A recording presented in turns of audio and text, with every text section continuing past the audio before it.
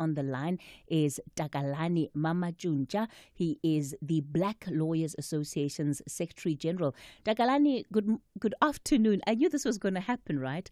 I already said good morning. It's not morning, Cathy. It's afternoon. Good afternoon, Takalani. No, I excuse, Cathy. Good afternoon to you and to your listeners.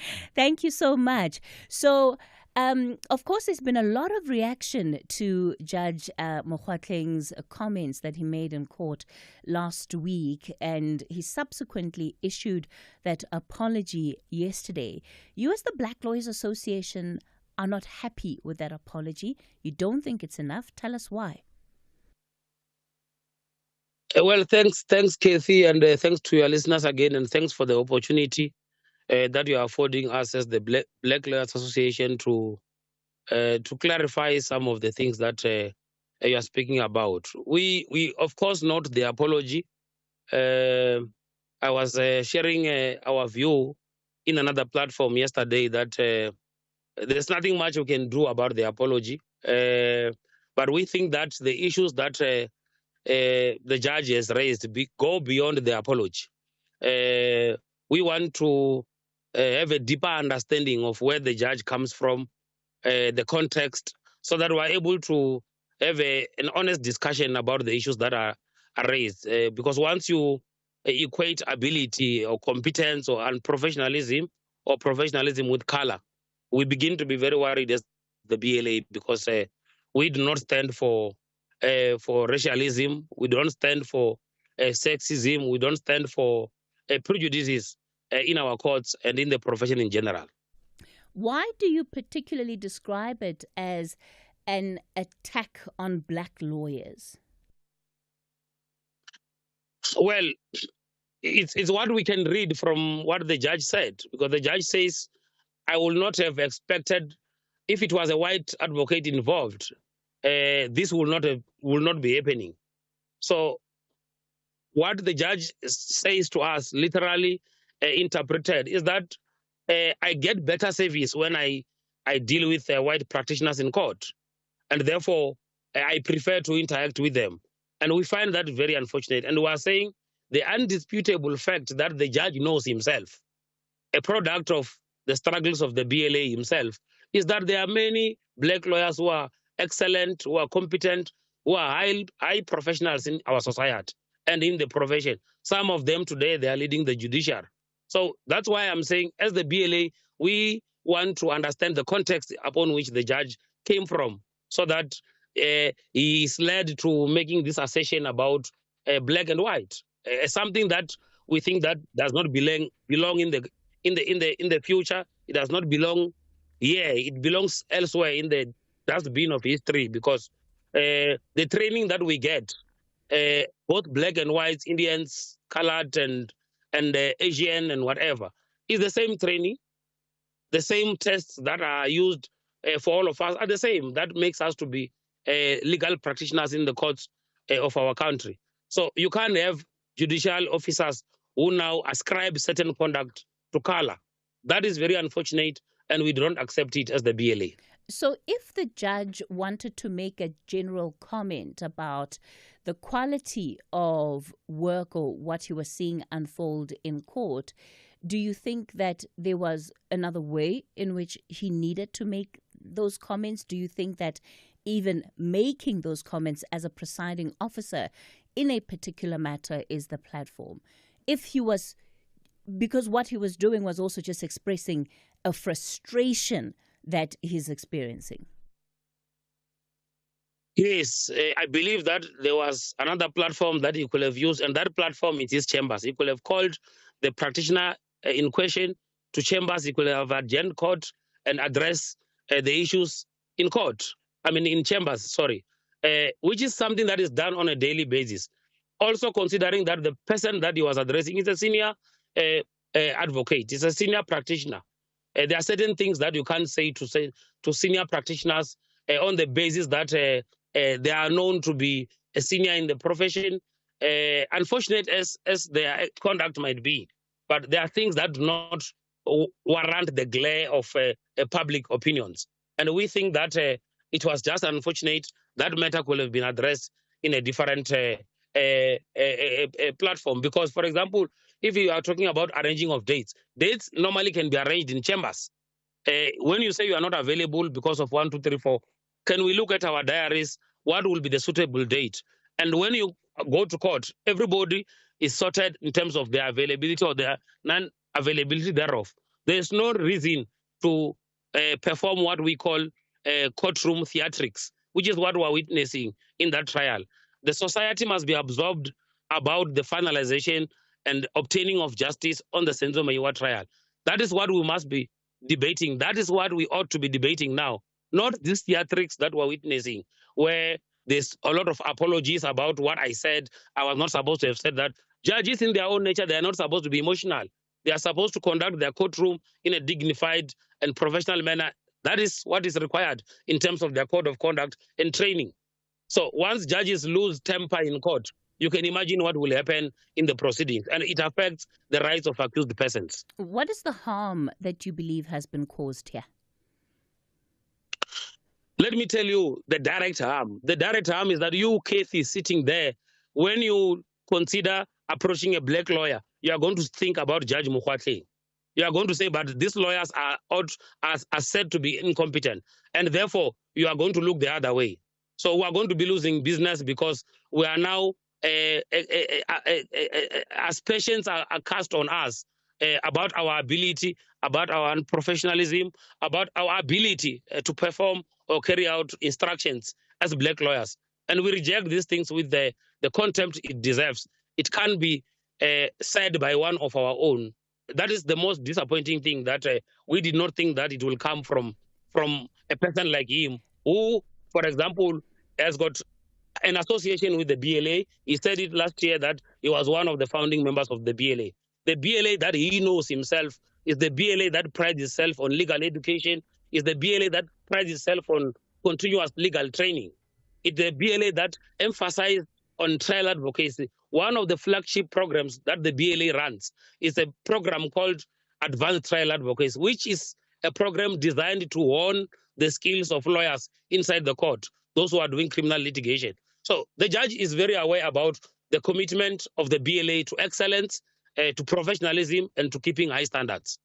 So whatever that has happened yesterday, it's extremely, extremely unfortunate. And I think that, speaking on behalf of the organization, is something that must never happen in our constitutional setup. It does not have a place in our democratic setup.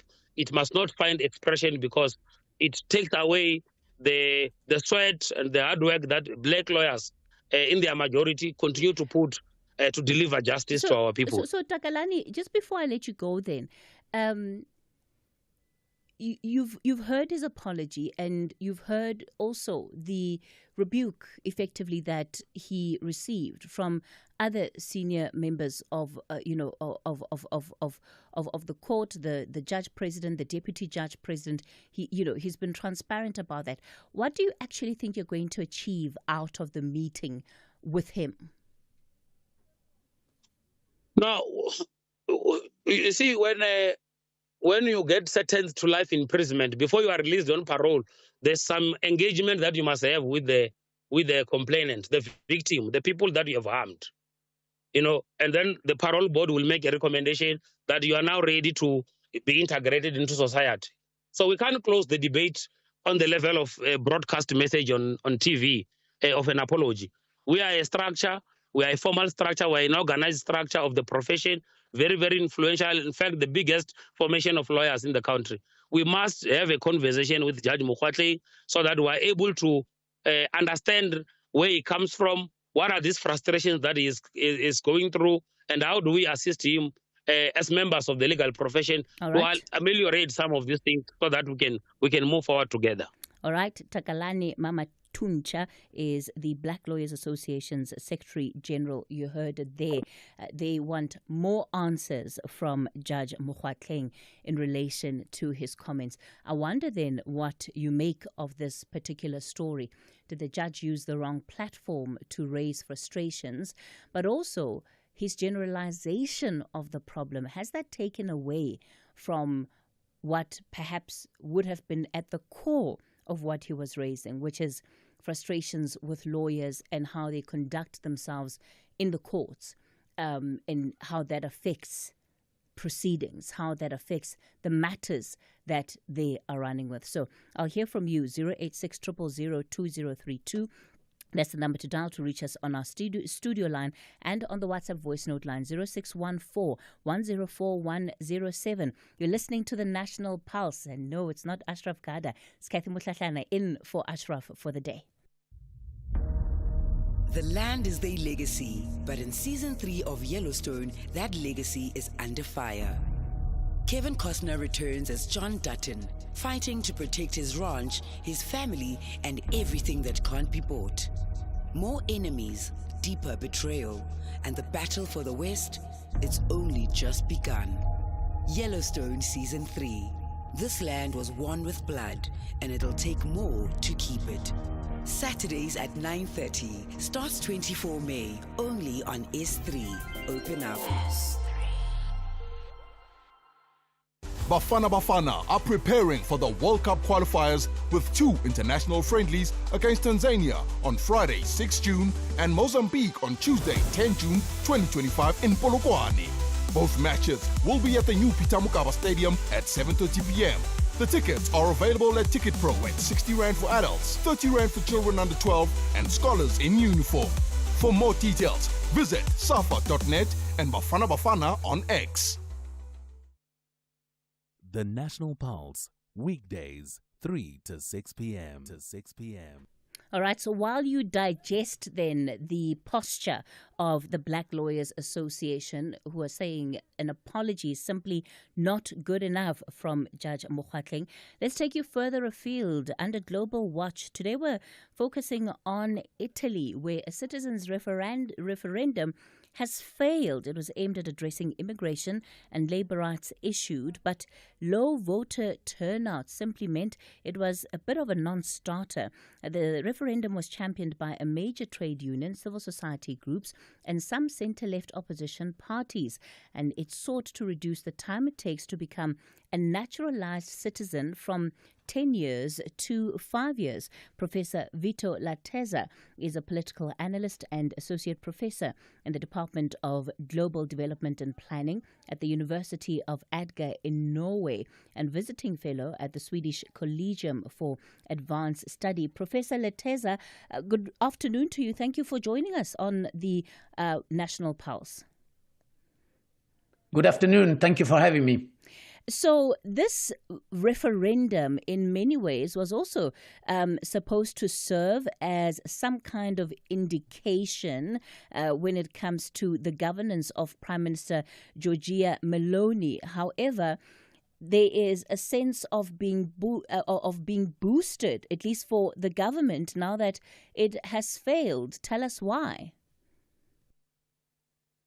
Yes, the referendum was a bit of a bet because in the last 30 years, only 9 out of 11 of these referenda or the citizens' referenda reach what we call the quorum. So basically 50% plus 1 of all Italian eligible voters have to actually vote, regardless of whether they're in favor or against, for the result to be valid. So the referenda are basically void. That's what happened. So the yes, which is the vote that you want to indicate that you are in support, was overwhelmingly high, but there were not enough voters to declare the referendum valid. So that's the two sides of the coin. So the positive side is that yes, we're overwhelmingly there for the citizenship referendum and even more for the workers' rights referendums. But in practice, nothing is happening. And of course, the center-left parties, which united in this case, had bet quite a lot on giving a strong signal, and they didn't manage. One should say that there was some kind of government interference because the government, which is led by Giorgia Meloni, who's a far-right, strongly anti-immigration prime minister with a strongly anti-immigration government, set the date of the referendum. So they chose a date that was already unfavorable to the opposition. Why? Because they could have put the referendum a few weeks back when there were the local government elections all throughout Italy, and the government actively decided not to do so. What is the problem that this referendum was trying to resolve? I mean, let's look at it politically. What the center-left was trying to do is to say, we're not going to abandon, our pro-migrant, our inclusivity, diversity agenda. We're still going to stand for migrants, for refugees, and for basically people who are Italian. They've been there for many years. They are in Italian society. They speak Italian. Their children go to school, and they basically don't have citizenship because of really draconian citizenship law. So the referendum was a small step to say, hey, rather than having this very draconian requirement of 10 years of uninterrupted residence to even apply for citizenship, why don't we go back to 5, which was the normal before the 1990s? So it was going to be a small but significant signal to Italy, to civil society, that the center-left still had support on this agenda. Sadly, there are 2 negative factors here. Not only the fact that all the referendums that people voted for didn't pass the quorum. Basically, the referendum for workers' rights gained 12 million people in support of these pro-worker measures. The referendum on citizenship, only 9 million votes. This means that there's a large number, sadly, of people who might be voting center-left, who are kind of left-leaning, who are basically saying we're not interested enough in protecting a pro-migrant agenda. One of the other issues, of course, that Italy is facing is an aging demographic, an aging population, and there are concerns about what this will mean for the country. And it's really a problem that all of Europe is facing, at least when you compare the age population there versus a continent, let's say, like Africa. So when it comes to that aspect of trying to bring in a younger workforce, which looks like will lead a country like Italy to look at foreigners more than those that are within its borders. How do you see the outcome of this referendum affecting that? And is it really that big an issue for the country right now?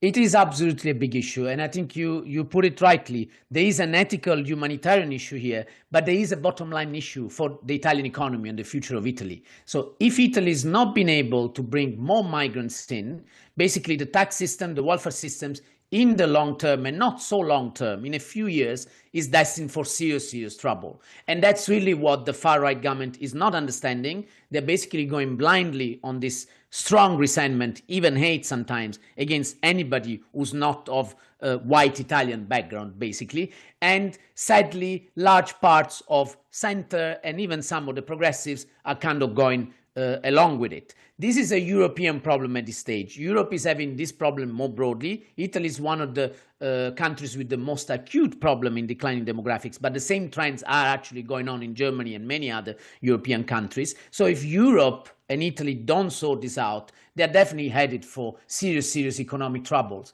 And this is the kind of arguments that we need to kind of remind Italians and Europeans so that we can push really for a change as soon as possible. Professor Vito Lateza, let me thank you for your time, political analyst and associate professor at the University of Edgar in Norway. Everything went fine? Thank you. Everything went perfect. Thank you, Prof. Perfect. Thank you. All right. So there you have it then. Italy trying to deal again with the issue of migration. And often, when you look at the research that is out there, it's not about whether migration should be happening or not. That horse has already bolted. It's what needs to be put in place.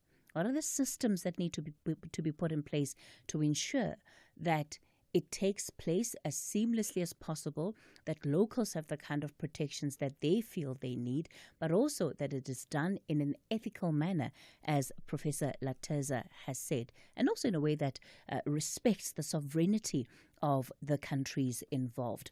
All right, let me make time to bring in some of your comments and feedback on the show and some of the issues that we've already raised. We're taking your WhatsApp voice notes on 0614-104-107. So far, lots of your commentary coming in on our conversation with the Black Lawyers Association and its position on Judge Cathy Mohlahlana's apology.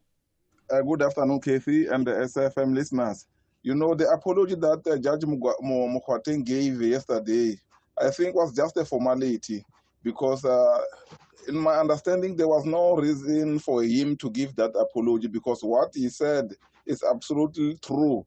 The only problem that we have here in South Africa is that once you speak something that is true about us as Black people, you're going to be blamed. You're going to be blamed. So we as black people, we don't want to take accountability, you know. So Mokgweeteng gave that apology just to justify, just to convince those who are against him.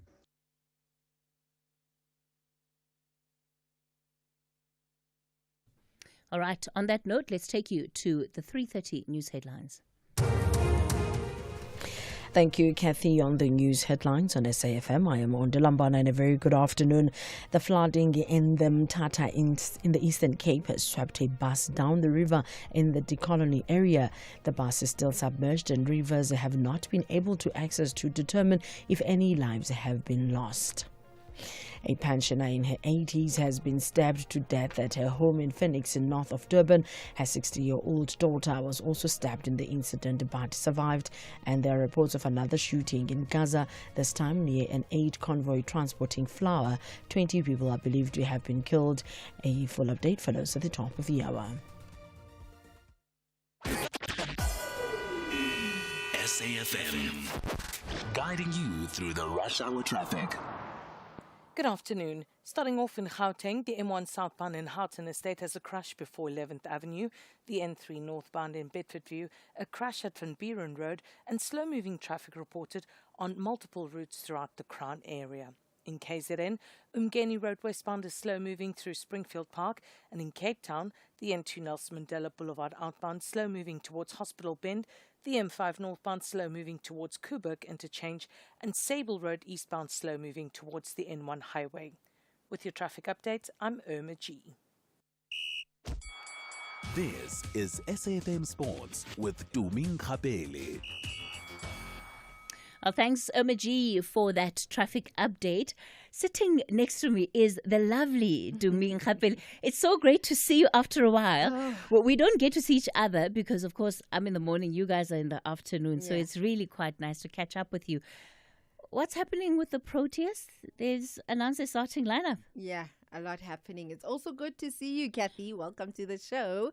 But yeah, a lot happening with regards to the Proteas, because now all-rounder Vian Mulder is going to take over the number 3 spot in the Proteas batting lineup against the Australia side in the World Test Championship final at Lords from tomorrow. Mulder has only walked to the crease at first drop in 2 of the previous 29 test innings, and his only test century has also come at number 7 onto the tour to Bangladesh last year. Proteas captain Themba Bavuma has come out in all full support of the 27-year-old to handle the pressure of facing to a high-quality Australian attack. And also, Lungin Gidi makes a return to the side for the first time since August 2024. In football, with Mamelodi Sundowns' future still unclear, midfielder Neo Maema has suggested that his inclusion in the FIFA Club World Cup squad is evidence that he is in coach Miguel Cardoso's plans. The 29-year-old had been on the fringes during the first half of the season that has just ended until a big performance for Bafana Bafana Chan's squad recently, forcing Cardoso to reconsider. Nice question. Okay, no, actually making the squad, I always knew that I would make the squad. It's not being arrogant, but I feel like this is the work of the players that were here like 2 years ago. We qualified for the Champions League, for the Club World Cup 2 seasons ago, I think, to be exact. And just sometimes when you're still at the team, you just have to eat the fruits of the work that you're putting in and making the squad. I'm happy, obviously disappointed for the ones that didn't make it, but it's a competition, it's a big club, and I feel for them because they are my brothers. Also looking forward to the experience of the Club World Cup, and I'm not going to mention anything about my future at the club. I'm still a Sundowns player. Elsewhere, Joe Bellingham has joined Borussia Dortmund from Sunderland on a 5-year contract until June 2030. Sunderland says that the fee is a club record believed to be around 32 million euros plus 5 million euros in add-ons. The 19-year-old midfielder has played for the Black Cats since 2023, making 90 appearances and helped them secure promotion for the Premier League. In rugby, Springbok fans will for the first time be able to take their passion for the game to the next level with the announcement of a new online game in Fantasy Rugby Championship.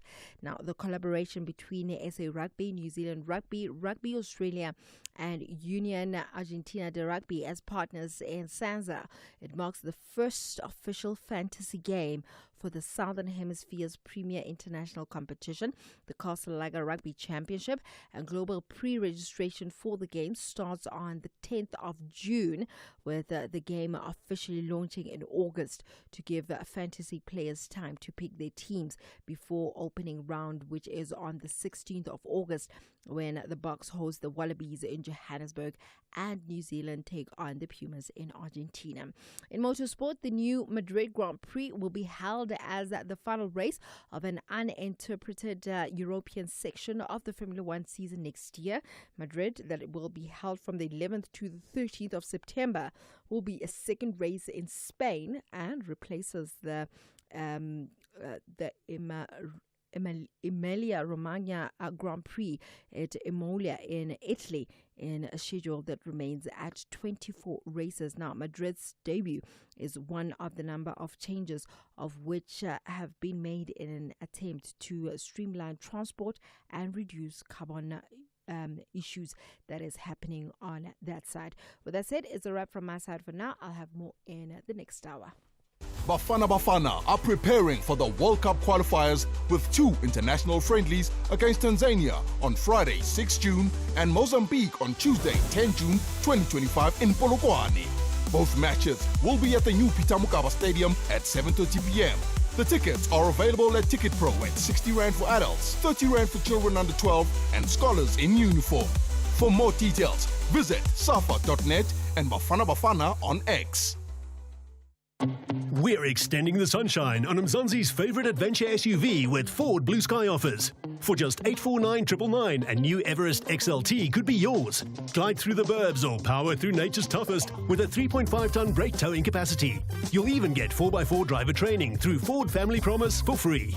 Head to a Ford dealer and get your new Everest XLT for just $849,999. T&Cs apply. Welcome back to the sun-drenched shores of St. Marie, where the beaches are beautiful and the murders are mysterious. It's Death in Paradise Season 7. New cases, quirky suspects, and D.I. Jack Mooney, who's still figuring out the island and how to drink coconut water gracefully. Catch the show where paradise meets puzzling crime, because even in paradise, someone always has a secret. Death in Paradise Season 7, Wednesdays at 9 p.m. on S3. S3, open up. S3.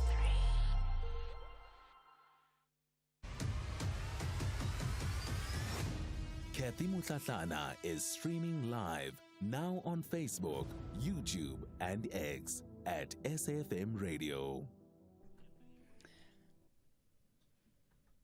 You're listening to the National Pulse. We're keeping the conversation going, bringing you all of the day's updates as you take your drive on the way home. I hope you're having a good afternoon, given the fact that it's been so cold today. If you forgot your extra jacket at home, you must have been regretting it, because my word, has it been a very cold day. We'll also try and bring you an update on the weather situation in the second hour of the show, especially in the Eastern Cape.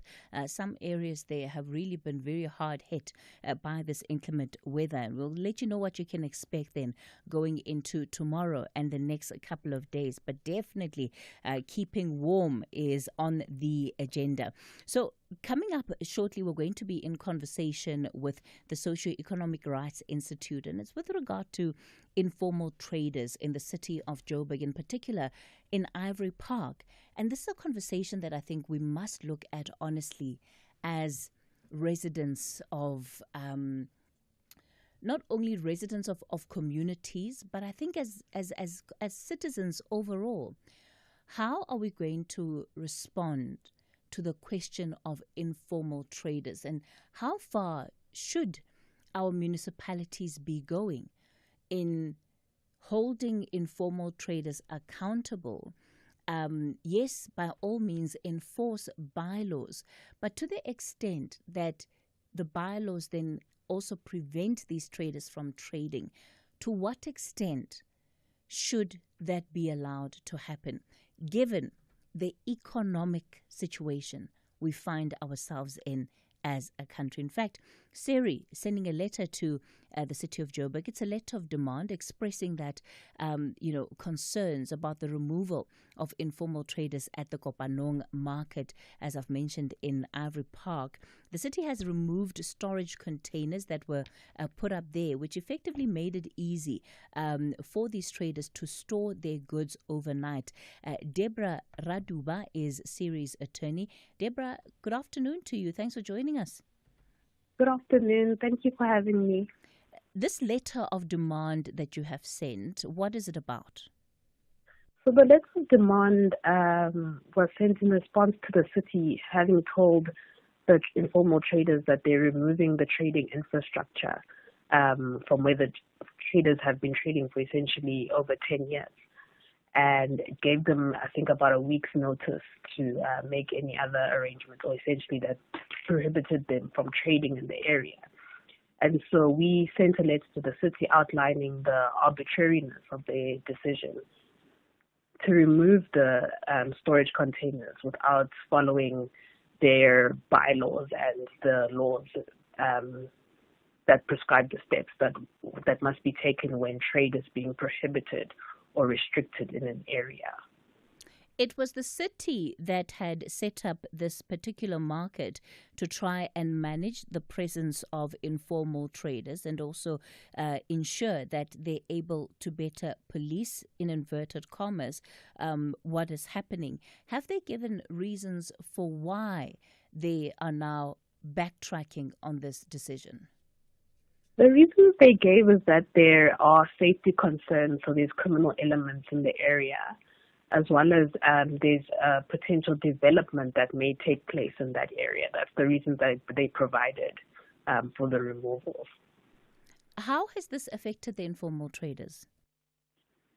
As we speak now, I think if you look at the weather, I was speaking to the informal traders earlier saying that it's impossible to trade, even the people who are cooking.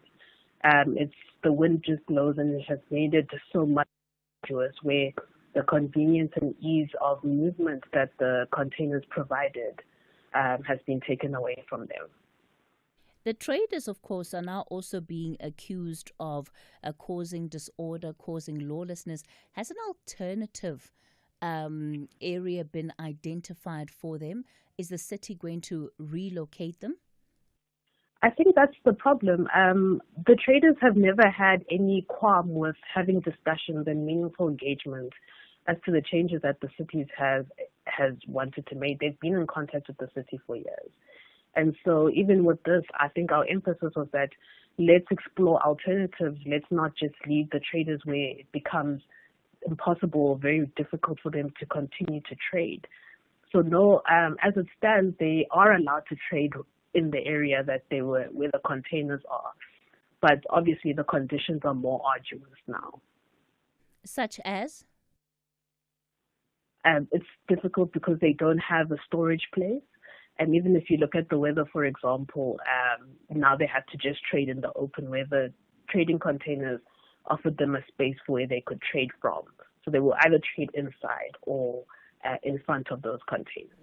One of the concerns that we understand the authorities had was there was a body of an unidentified man that was found in one of those containers. Now, is that true? And to what extent then have the traders also been able to provide the officials with information that can help in as far as the investigation into that matter is concerned? Yes. So that issue arose because some of the containers weren't able to close. And this is something that the traders had highlighted even as last year, that they have safety concerns on these containers that have been vandalized. And so even the body that was found, it was found by the traders, and the traders are the ones that called the police to inform them that there is yet another body due to these vandalized containers. So it was only 4 of the containers that were vandalized, and the traders have always been open to the city, asking them to either fix it or remove those containers, because those were the ones that were causing difficulties with people who were struggling with drug addiction. How many traders are affected by this decision? It's 140 traders, and most of them are elderly women, and there's also amongst them traders with disabilities. Let's talk about this tension, because I believe it's a long-standing tension, Deborah, between informal traders and also the city of Johannesburg, the enforcement of bylaws and the extent to which that often then also conflicts with the ability of traders to do what they're trying to do, which is to earn a living. Why is it that it seems to be an area of such contention when, of course, ultimately it's about people's livelihoods and people trying to literally put bread on the table? Yes, I think that's the concern that we have, is because in most instances, our traders are complying with the bylaws. You know, the city of Joburg will say people don't have permits to trade, but the city hasn't issued permits in well over 10 years, for example. And so this constant engagement of them confiscating their goods, demanding permits, saying they're enforcing bylaws, where even the laws that they're trying to enforce, compliance becomes impossible to do so. And so it's one of those sad stories where the most vulnerable and marginalized people are suffering. Already the economy does not favor them, and when they try to make a living with the little that they do have, there's constant confrontation from the city. Were there any goods that were confiscated as part of this move to replace or to take away the containers? Not that I know of. I think the traders, when they were informed that the containers were being moved, they made an effort to remove their stock from those containers to avoid a situation where their stock would be taken, because they were informed that that would happen if they don't remove their trading stock from the containers. So where to from here on with this issue? It's a difficult one because our clients or traders are still facing challenges, and we're still of the view that the removal was arbitrary. And so we're still looking into the legal recourses that are available, mostly just declaring the city's conduct unlawful, and perhaps finding a solution where could bring repair to the damages that our clients have suffered as a result. Deborah Raduba, let me thank you for your time. She is a series attorney then looking at this matter of the Kopanong market in Ivory Park. How else do you think that the city could be managing informal traders? Yes, there's security concerns that have arisen, but is this the right approach then to take away the ability to trade, to take away those storage containers? Is that the right answer? Does it solve the problem that they have identified, which is effectively dealing with the criminality?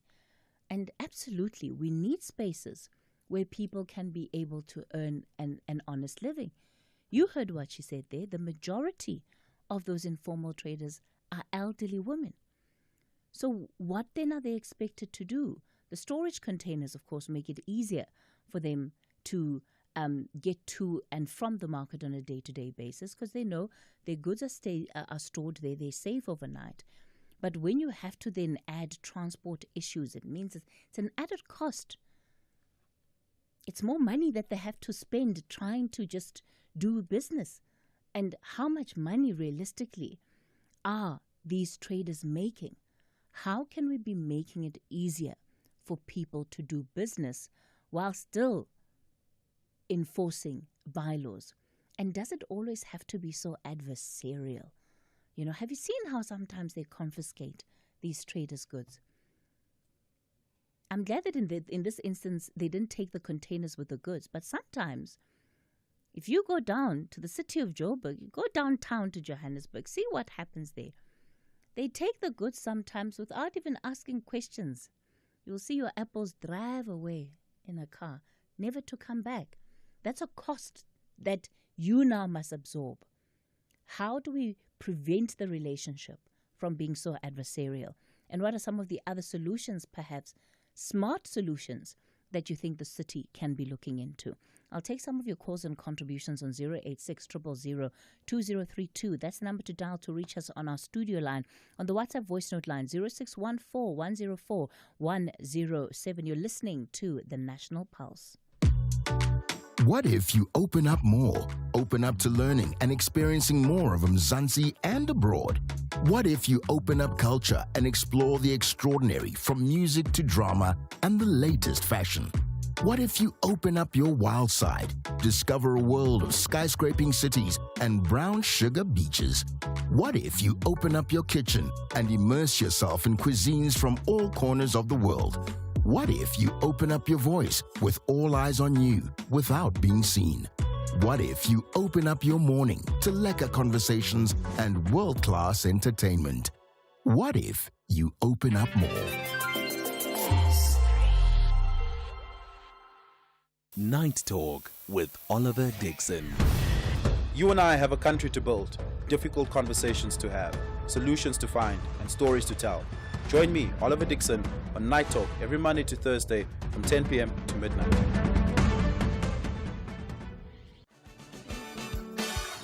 This Youth Month, SAFM celebrates the spirit, power, and potential of young South Africans.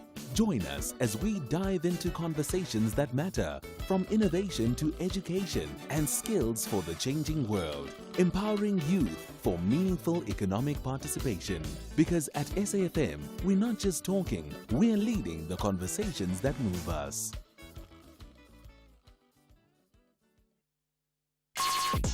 Call us on 086 000 2032. Well, it's time to hear from you. Let me bring in your considerations, reflections for us this afternoon. Remember to keep it short and sweet. I've been told that I need to watch the clock. It's not the open line. So no long stories on the National Pulse. Let me start off with Anonymous in KZN. Good afternoon, Anonymous. Anonymous? Hello. Yes, ma'am. Hello, Kate. How are you? I'm sorry. I was going outside because my radio is like, how are you? Good, thank you, Anonymous. Go for it. Oh, yes. I would like to speak on the judge's utterances and his apology thereafter. Yes, ma'am.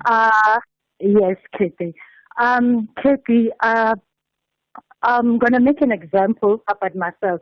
You know, Kathy, you are entitled to form a particular view of a certain group of people if you all the time, or maybe 9 out of 10, you come across a particular attitude or a certain behavior of people. I'm going to make an example about my personal experience of these people from of Indian origin.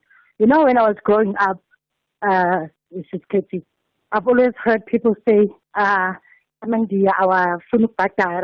they will exploit you, overwork you, and underpay you. Okay. I grew up to find this to be true, Sis Katie. To be true. Each and every Indian I've come across has been rude, not want to pay, exploiting. It's not to say all the Indians are like that. It's not a stereotype. But if it's going to be more than half, more than 50% or 9 out of 10, I'm entitled to hold this view of those people. So I'm just saying, a judge, maybe he's been coming across people who are black and professional. So they formed this view. Okay. Of his about like I have this view about these people of Indian origin. All right. Because Anonymous, my friend. Anonymous, yes. let's leave it there. I think you've made the point.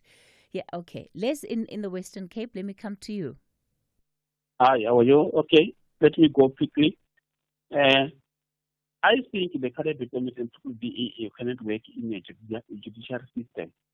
In this case, I agree with Great Britain when she said the judicial system should use the experienced advocate or a senior counsel than to use people who have got a qualification, maybe like a master's, PhD, whatsoever. This is all about experienced advocate or a senior counsel. Therefore, I don't agree with Dakarani.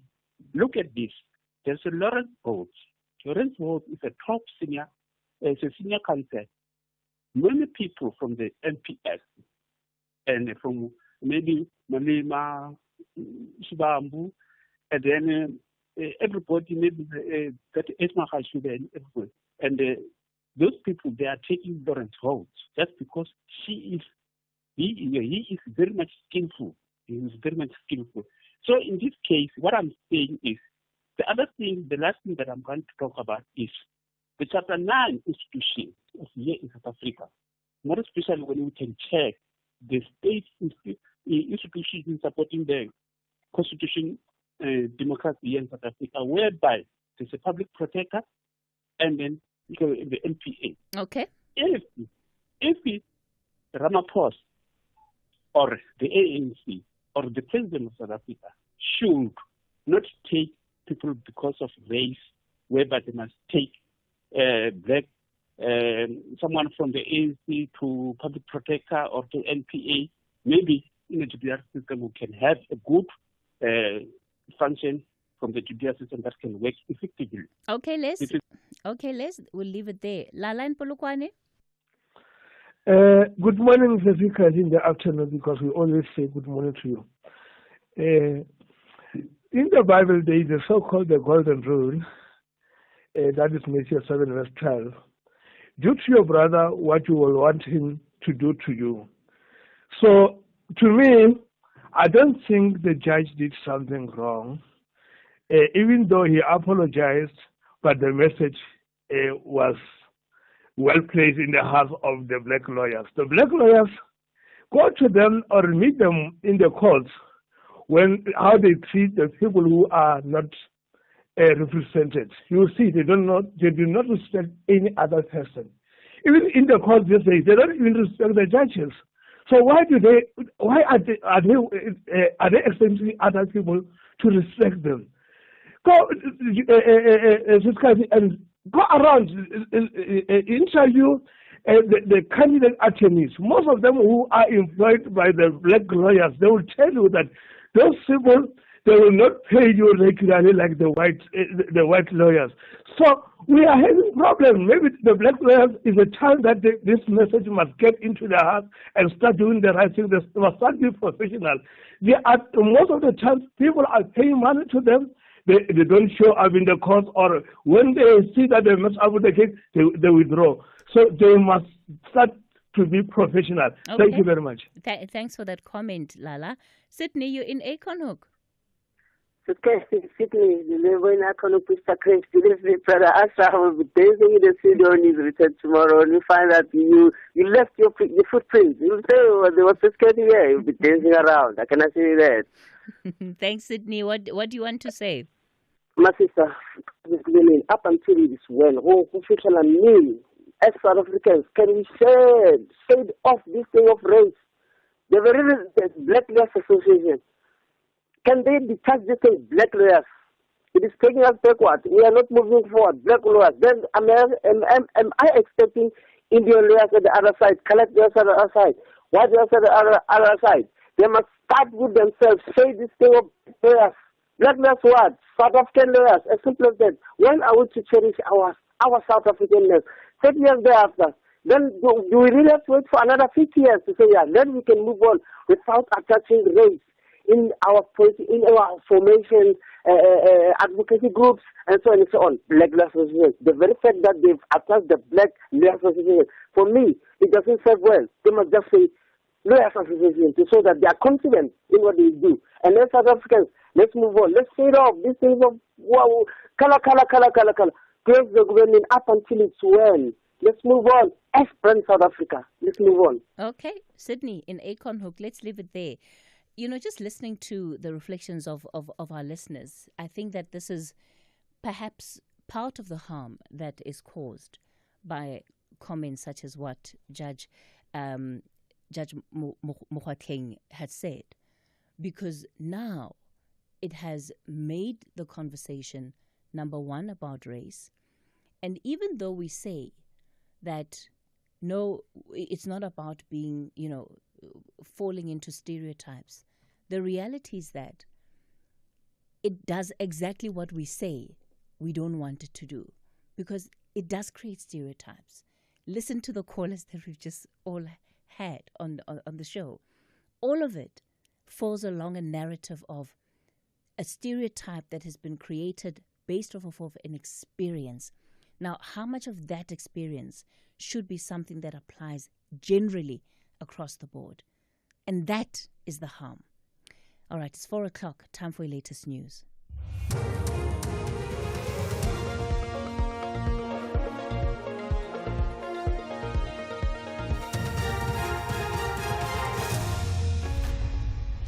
Thank you, Cathy. On the top stories, a bus swept away in the Eastern Cape and suspect in force murder case formally charged. For SAFM News, I am Ondilambana, and a very good afternoon. The flooding in Mthatha in the Eastern Cape has swept a bus down a river in the Dudulla area. The bus is still submerged and divers have not been able to access the vehicle to determine if any lives have been lost. 3 people are confirmed dead in flooding that's hit the province. This includes 2 firemen whose vehicle was swept down a river while on their way to work in Mthatha. Eastern Cape Premier Oscar Mabuyane says the provincial government is fully mobilized and working around the clock. Our disaster teams are on the ground, particularly to rescue people. I'm quite happy that 3 people have been already rescued alive, and we are aware that there are some more that have been flooded in terms of the bus that was flooded, that has swept away this morning. So we are working on that to verify facts around that issue. We've got strong disaster teams that are consolidated and integrated. From Buffalo City, we've taken all our rescue teams from Department of Health to work with our disaster unit and Proctor Department. A pensioner in her 80s has been stabbed to death at her home in Phoenix, north of Durban. Her 60-year-old daughter was also stabbed in the incident, but survived. It's believed that a man came home to find the house locked after forcefully gaining entry to the home. He found his elderly mother dead and his wife injured. Police say the 39-year-old suspect apprehended in connection with Liko Nafosa's murder has been formally charged with the crime. The 14-year-old teenager's mutilated body was discovered in bushes not far from her home in Durban, deep in Roodepoort. Gauteng Police spokesperson Mavela Masondo says the suspect will appear in the Roodepoort Magistrate Court tomorrow. The police's occult unit has been working hard to find the perpetrators following the gruesome murder of a 14-year-old Force. One person was taken in for questioning on Monday, the 9th of June. He was then linked to the murder and charged accordingly. The Western Cape government has launched Phase 2 of the Job Seeker Travel Voucher Program, dubbed Getting You to Work. The program was first piloted in February 2024 and offers unemployed job seekers in Cape Town free travel vouchers for Golden Arrow bus services. The project aims to eliminate the barrier of transport costs that many job applicants face when searching for employment opportunities. Minister in the department, Isaac Sileku, says Phase 1 of the project was a success. What we are trying to do here as a department is actually for the unemployed individuals not to worry about transport cost, just to worry about how they are going to perform when they get to that particular interview, and that's what we want to do. And we would really encourage everyone to register themselves, because we want as many people that are unemployed to register, so that whenever they get that call for an interview, they would just use that card and get onto the bus. There are reports of another shooting in Gaza, this time near an aid convoy transporting flour. 20 people are believed to have been killed. The BBC's Yusuf Taha has the details. The circumstances surrounding this latest incident are yet unclear. 2 separate convoys of trucks carrying flour had reportedly been surrounded by crowds intent on looting. In the melee, 8 people were killed by thieves and 12 by Israeli drones. The Israeli military says it's investigating the incident. Separately, 3 others were killed near a Gaza Humanitarian Foundation distribution hub. There have been killings near the GHF sites almost every day since started operating last month. Recapping the top story, the flooding in the Mthatha in Eastern Cape has swept a bus down the river in the Colony area. The bus is still submerged and divers have not been able to access the vehicle to determine if any lives have been lost. I am Mondolambana for SFM News headlines at 4:30. In sports this hour, Conrad counting on English support for the Proteas. Mbugazi all set to represent Bafana and 6-2 split for Bok women against Kenya. More details at 4:30. SAFM, guiding you through the rush hour traffic. Good afternoon. Starting off in Gauteng, the M1 southbound in central Johannesburg, slow moving towards Crown Interchange. Witkoppen Road eastbound in Sunninghill, slow moving towards Maxwell Drive, and Allendale Road eastbound in Klerkop has delays towards Keenoch Road. In KZN, Umgeni Road westbound, slow moving through Springfield Park. In Cape Town, the N1 outbound, slow moving towards Old Oak Road, and the N2 Nelson Mandela Boulevard outbound, slow moving towards Hospital Bend. With your traffic update, I'm Irma G. Gordon Ramsay is back, and your favorite kitchen disasters are still somehow in business. New season, same confused chefs, terrifying walk-ins, and enough grease to fry your Wi-Fi. Watch as Gordon tries to fix the unfixable with nothing but sheer rage, British sarcasm, and an iron stomach. Kitchen Nightmares Season 8, Wednesdays at 6 p.m. on S3. Come for the food, stay for the emotional damage. 13 Southern African nations and North African guests, Morocco, will battle it out for the ultimate glory in the Hollywood Bets COSAFA Cup 2025 in Mangaung, Bloemfontein. Catch the beautiful game on SABC Plus, SABC Sport on DTT Channel 4 and SABC 1 from 4 to 15 June. Stay tuned to SABC Sport. For the love of the game.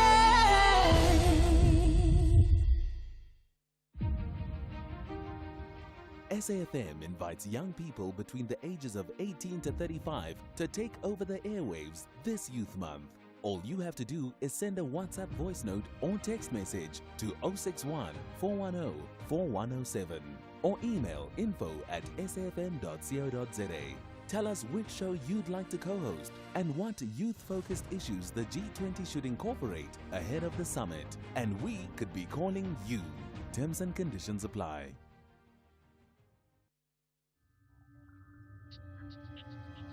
You're listening to the National Pulse on SAFM. 8 after 4 o'clock, leading conversations that move us. SAFM 104 to 107. Cathy Mohlahlana in for Ashraf Garda today on the National Pulse. Coming up in this hour, we're going to turn our attention to a case that is unfolding before the courts. NGOs have taken Operation Dudulla to court. This is for allegedly targeting foreigners. Now, we'll get to the merits of that particular case in a moment. And then we'll also focus on the weather. We'll give you an update on what is expected to happen in the next 24 to 48 hours when it comes to the cold weather we've been experiencing. We know there are also several level weather warnings that are in place, particularly for parts of the Eastern Cape. We'll get to find out which areas specifically should be on the lookout. And of course, everybody must just make sure that you understand what the weather is, especially if you're going to be driving long distance, going to another province, or maybe traveling within provinces, but quite a distance from where you would normally be moving around, please check what the weather is going to be so that you're fully prepared for what may lie in store. And then later on in the hour, the President, Cyril Ramaphosa, engaged young people in Salisbury today. It was on the issue of employment, and we know just what a big problem employment is for our country's youth. We'll find out what it is that the President had to say, and are there practical solutions to how we are going to break this cycle of unemployment that we find ourselves in, at least to bring tangible solutions, that solutions that move us forward, because that's what we need. We need the kind of solutions that are able to move us forward. So that's the conversation that we'll have then closer to 5 o'clock. Of course, in between, you can expect your headlines, your traffic updates, a sport and a market update coming up within the hour as we drive you home on the National Pulse. On that note, then, let's get straight into what is happening on the weather front. What we know is that the South African Weather Services has issued a level 5 and 6 warning for parts of the Eastern Cape. The orange level 6 warning for disruptive snow over Joe Gabi District Municipality, Enoch Mgijima and Matatiele local municipalities in the Eastern Cape. Well, joining us now is Councillor Mesuli Ngondwana. He's the Executive Mayor of OR Tambo on the line. Councillor Ngondwana, good morning to you. Thanks for your time this morning. Good afternoon.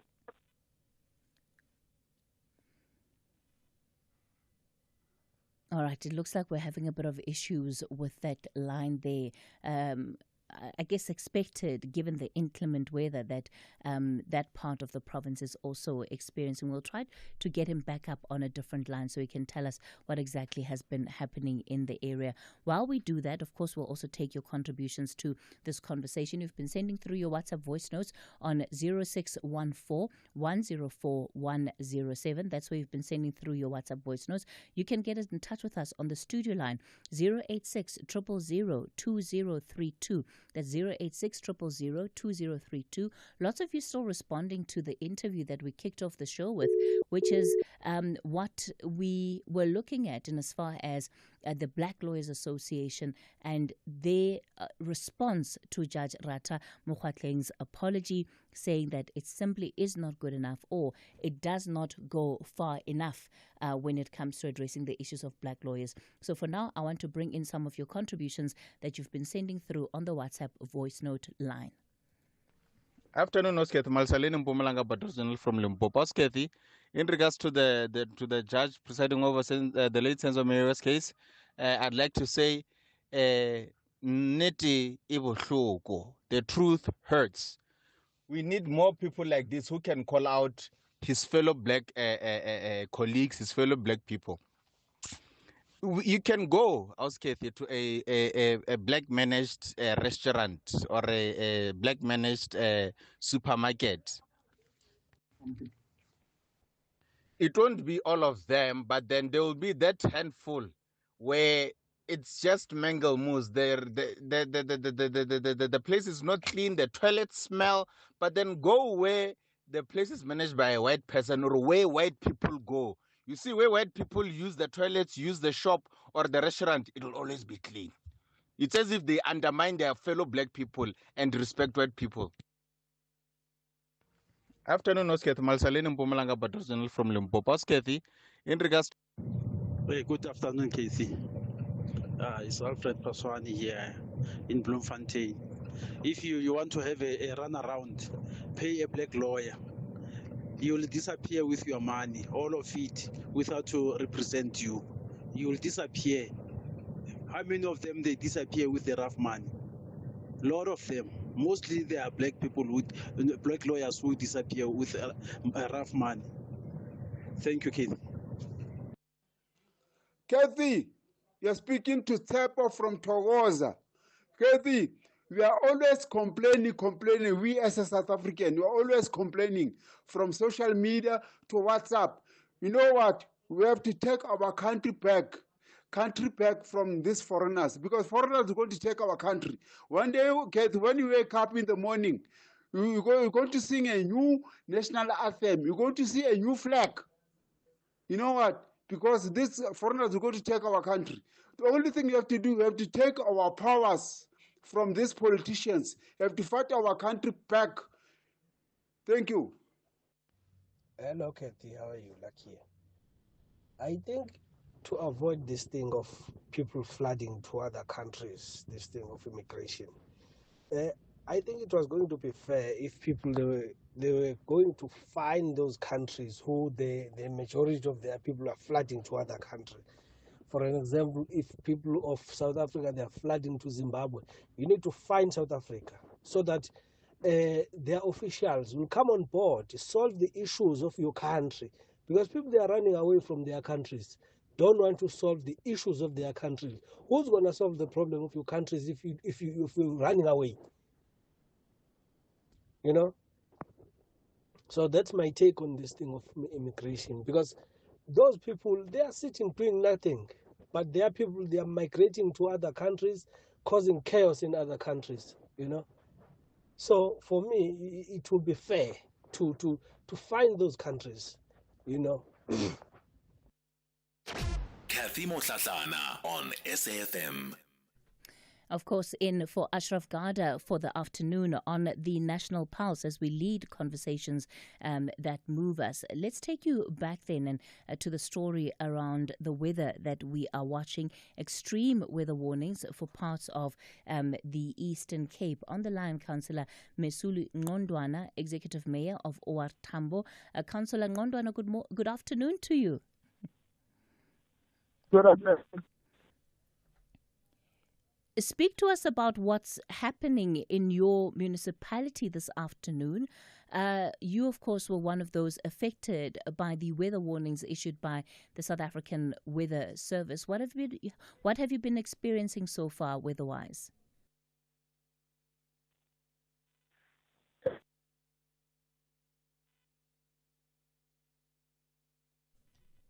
Yeah, unfortunately, we just seem to not be winning with that line. Councillor, I'm going to ask you to try and move around somewhat for us. There we go. That's much better. Hello? Can you hear me now? Yes, we can. Yes, I was saying the team of rescue is of students who got capsized in the water. They are currently rescuing them as we speak, but the chances of them still being alive are minimal now. There are still reports of a few families who are still the number of people. Oh, I'm so sorry, Councillor Ngondwana. We're going to have to leave it there with that particular interview. I'm going to ask the team, though, to please get us the details of what he's saying has happened in his municipality this afternoon. From what I could hear, a group of students, he said, capsized in a vehicle that went underwater. And at this point, he is concerned about how many of those students are going to be able to be rescued or found alive. His rescue teams, from what I could hear, are busy responding to that situation currently. So again, back to needing to be safe out on the roads and take the necessary precautions. Hopefully we'll be able to bring you more on that particular story, particularly in the Eastern Cape, which for now is one of the provinces hardest hit by the extreme weather that is expected to touch on most provinces in the country. We're going to continue with the National Pulse on the other side of this. A new client, a bulk discount, a chance to expand. Business opportunities don't wait, but with a Standard Bank Business Revolving Loan, neither do you. Get up to 10 million Rand in funding, access it anytime, and borrow again as you repay, giving your business the cash flow it needs when it needs it. Keep your business growing with a Standard Bank Business Revolving Loan. Visit standardbank.co.za/business loans to apply. Standard Bank is an authorized FSP and registered credit provider. T's and C's apply. 13 Southern African nations and North African guests, Morocco, will battle it out for the ultimate glory in the Hollywood Bets COSAFA Cup 2025 in Mangaung, Bloemfontein. Catch the beautiful game on SABC Plus, SABC Sport on DTT Channel 4 and SABC 1 from 4 to 15 June. Stay tuned to SABC Sport. For the love of the game. The National Pulse, weekdays, 3 to 6 p.m. We continue to lead conversations that move us this afternoon on the National Pulse. So one of the stories we're watching is a matter that is before the courts, and it's a case against Operation Dudulla, allegations of xenophobia being brought before the country's courts, and this was really to answer for their behavior against foreign nationals. Kopanang Africa Against Xenophobia, Abahlali Basemjondolo Movement, and Inner City Freedom Federation and the South African Informal Traders Forum are the parties that have filed this matter at the Johannesburg High Court. Brian Palo is from the South African Informal Traders Forum. He joins us on the National Pulse. Brian, good afternoon. Good afternoon, Cathy. Thanks for having us. So you've dragged Operation Dudulla before the courts. Tell us why. Yeah, it's been a long time. Look, they've been harassing people, not necessarily only foreign nationals, but they've been harassing people who are doing business in the street, specifically for informal traders. We living in a country that is governed by constitution. So that's the simple reason why we are taking every party. Actually, it's not only Operation Dudulla. We are taking the Department of Home Affairs to court. We are also taking SAPS to court. And what case are you bringing against those two entities? Yeah, no, it seems like they're promoting or they're in support of what Operation Dudulla is doing on the street. You remember when the city of Johannesburg or the entire country opened for the registration of space shops, we've seen personalities or people who are calling themselves Operation Dudulla members pulling out people from the lines in the presence of SAPS. SAPS didn't act because they were breaking the law right in front of them. We are also arguing with Home Affairs because Home Affairs seems to be also xenophobic when it comes to foreign nationals. Not every foreign national that is in South Africa illegally by choice, but Home Affairs took a stance that they are no more renewing papers for foreign nationals in this country for any different reasons. Those are the reasons that we want them to give it to us, because mostly now we are trapped with people that are foreigners who were in good standing in South Africa, who had everything, who happened to be our members. They were even given spaces to trade by the cities, whether it's city of Cape Town or Johannesburg or eThekwini. But today, those people, they are taken as if they don't qualify because Home Affairs is not actually refusing to renew their papers. At the heart of your concern, though, seems to be what you see as the action by Operation Dudulla, xenophobic action, at least as you've described it and as the allegation is before the court. Am I correct? Yes, of course. Whatever that they're doing, it's very xenophobic and it's totally against the constitution of this country. So what do you want the courts to do? No, we want the court to actually tell Dudulla to stay away, not to intimidate people who are trading, not intimidate people who seek to get health services in South Africa. People might end up dying.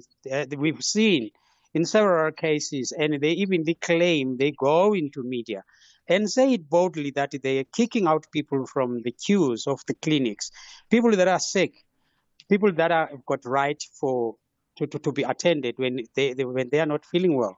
So we simply want the court to declare that unlawful and order actually prevent members of Operation Dudulla and any other cliques that they are associating themselves with such group, so that the people can live as the Constitution protects everyone in this country.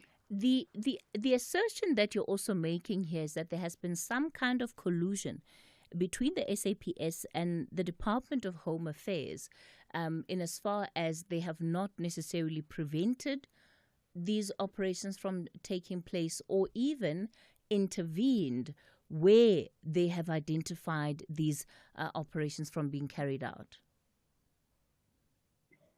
Yes, actually, we've seen Operation Dudulla going with SAPS. Actually, in most of the operation, you will see your JMPD, your SAPS officers. They will always be there, and then Operation Dudulla will be there. They will be watching. They did nothing. Absolutely, we've got almost more than any other evidence. We've got videos that are even themselves as Operation Dudulla leadership or members. They've been posting it in their social media in groups. They've been doing that. Even when they're speaking, you will see that. Even you remember during the time of Ntlantlalax, when they were in Hillbrow back in 2022, SAPS was there. SAPS were escorting them. They were doing something that is totally illegal in South Africa, but SAPS couldn't act. So we feel that SAPS is also promoting the lawlessness that it's being done by this group. One of the other issues that you have raised is around the uniform that is worn by those that associate themselves with Operation Dudulla. You're saying that it resembles military uniform and you believe that this should be unlawful. Explain that to me. Actually, it is totally unlawful. Our lawyers, they explained it very nicely in court today to say, even if it doesn't resemble the South African Defence Force uniform, but if you go deeper, you go to the camps and the uniforms and people who are cooking, who are behind the scene in the South African camp, they actually have the regalia that resemble what is being used by Operation Dudulla. Yeah, according to the law in this country, there's no one who's allowed to wear such regalias.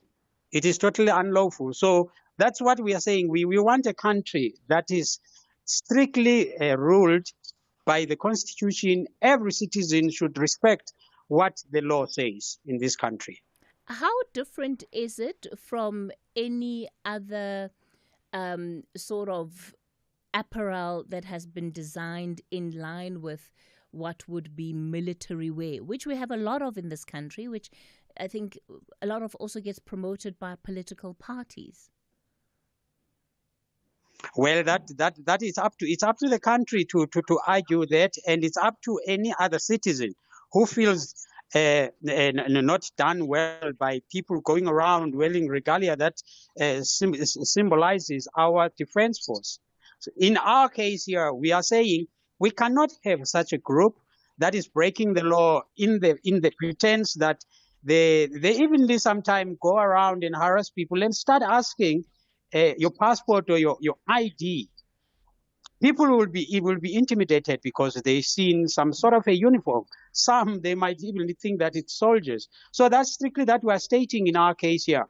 For political parties and whoever that is doing that, it's up to the citizen of this country, the law-abiding citizen of this country, to raise that matter.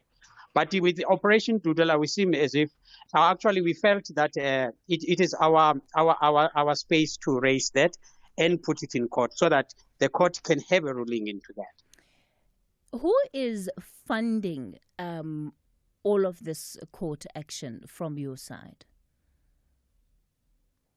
No, we're not funded by anyone. Actually, you will recall, if you check, this case was supposed to be presented a long time ago. But because of the finances and struggles and all that we're doing, we are funding ourselves actually as the organizations that are there. We are represented by a SERI, which is a pro bono company. So whatever that needs to be put up, we simply doing it with we using the membership fee that we charge our members. So there's no one who's behind this except ourselves. And as the citizens of this country, that are concerned about the behavior of any other citizen, not only Operation Dudulla members, but anyone who seems to be coming in the public platform and claim to defend the country, but breaking the laws of this country. Okay. All right, we'll leave it there with you then.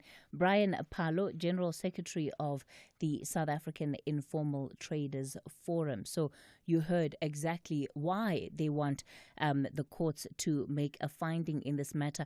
Operation Dudulla is not opposing that application. The Home Affairs Department and SAPS have opposed certain aspects of that litigation, however. It's edging towards 4:30, time for your latest news headlines. Thank you, Cathy. On the news headlines, police divers have rescued 3 of 4 people who escaped from a submerged bus in a river at the colony in Mthatha in the Eastern Cape. One of the 3 rescued people is a learner. The former deputy mayor of Stellenbosch, Nyaniso Chindela, has been gunned down at Kayamnandi in Stellenbosch. The Democratic Alliance in the Western Cape has confirmed that Chindela was shot last night. And a pensioner in her 80s has been stabbed to death at a home in Phoenix in north of Durban. A full update follows at the top of the hour with Greg Gross. SAFM, guiding you through the rush hour traffic. Good afternoon. Starting off in Gauteng, the N1 northbound in Midrand slow moving towards Samrand Road, the M1 southbound is slow moving towards Boysons, and the N3 southbound in Alexandra, a stationary vehicle reported near London Road. In Cape Town, the M3 Philip Hosanna Drive outbound queuing towards Hospital Bend, Coburg Road northbound in Tableview queuing towards Blaauberg Road, and Viking Way eastbound in Epping slow moving towards the N7 Jakes Hadwell Drive. With your traffic update, I'm Irma G. This is SAFM Sports with Tuming Kapele. Thanks, Irma G, for that traffic update. Tumi in studio. Tumi, more out of the Proteas camp. Absolutely. The Proteas will have all-rounder Vian Mulder at number 3, while Australia have moved their usual number 3, Marnus Labaskachny, up to open the batting in order to accommodate another all-rounder, Cameron Green. Mulder is not a natural selection at number 3, of course, but has been slotted in there in order for the team to have a 5th bowling option and specifically a bowler who can swing the ball. The most difficult selection decision, however, was between Lungi Ngidi and Dene Peterson as the 3rd seamer behind automatic selections Kagiso Rabada and Marco Janssen, with Ngidi being preferred despite Peterson's fine record during the WTC. Meanwhile, Proteas Test match coach Shukri Conrad says that he's counting on English support for the Proteas. We'd probably be enjoying the majority of the support. I think all the English will be supporting us as well.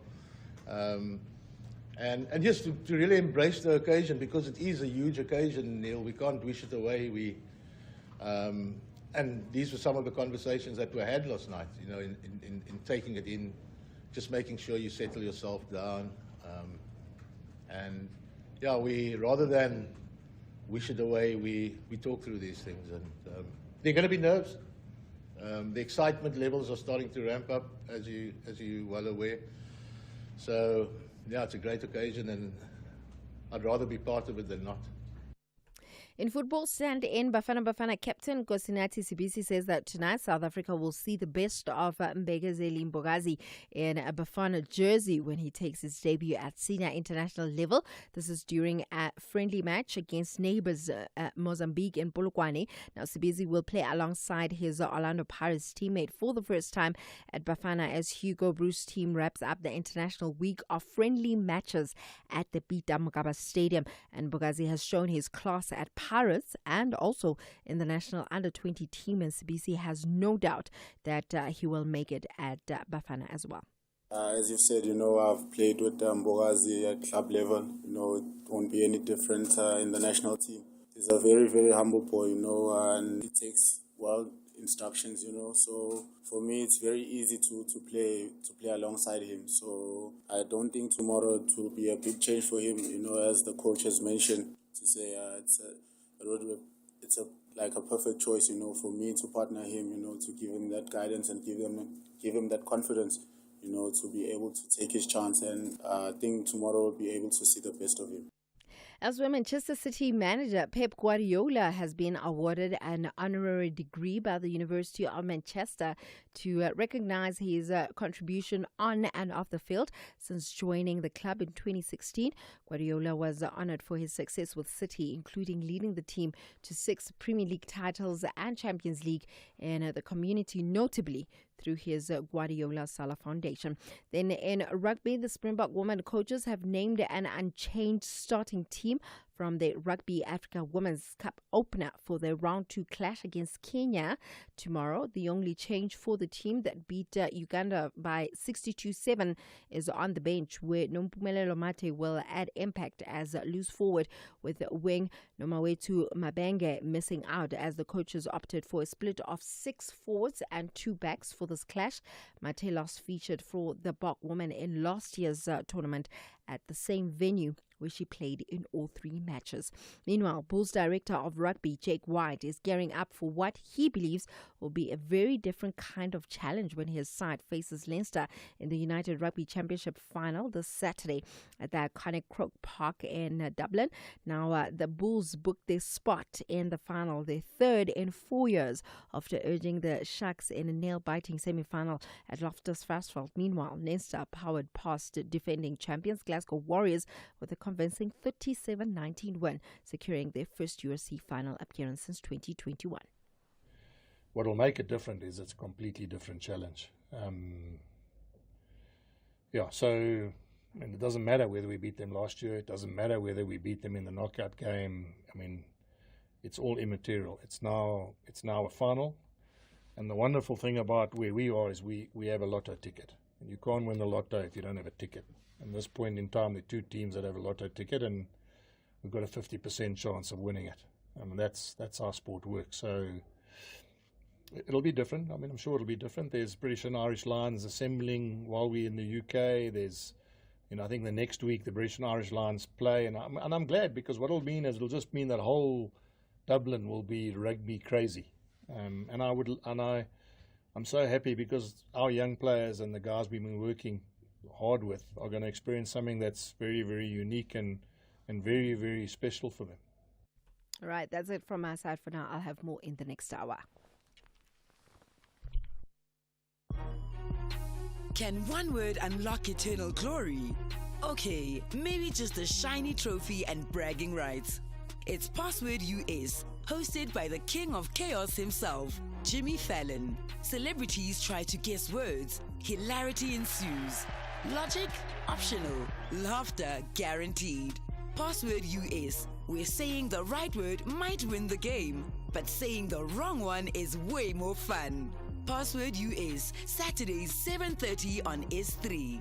Say it like you mean it, or don't. We're not judging.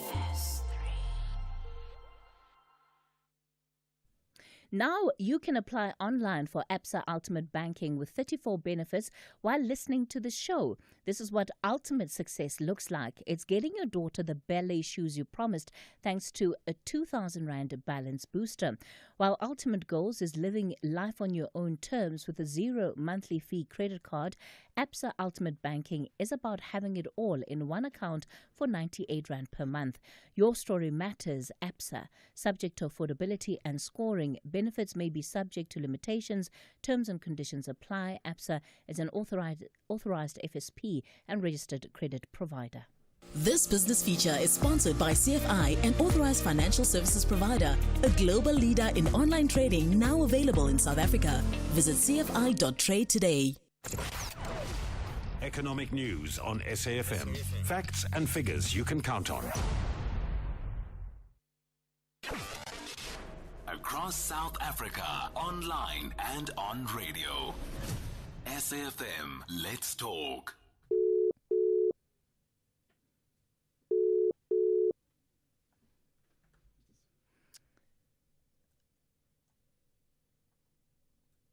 Okay, there we go. On the line there to Magwe Masilela, but we seem to be having a bit of issues reaching him.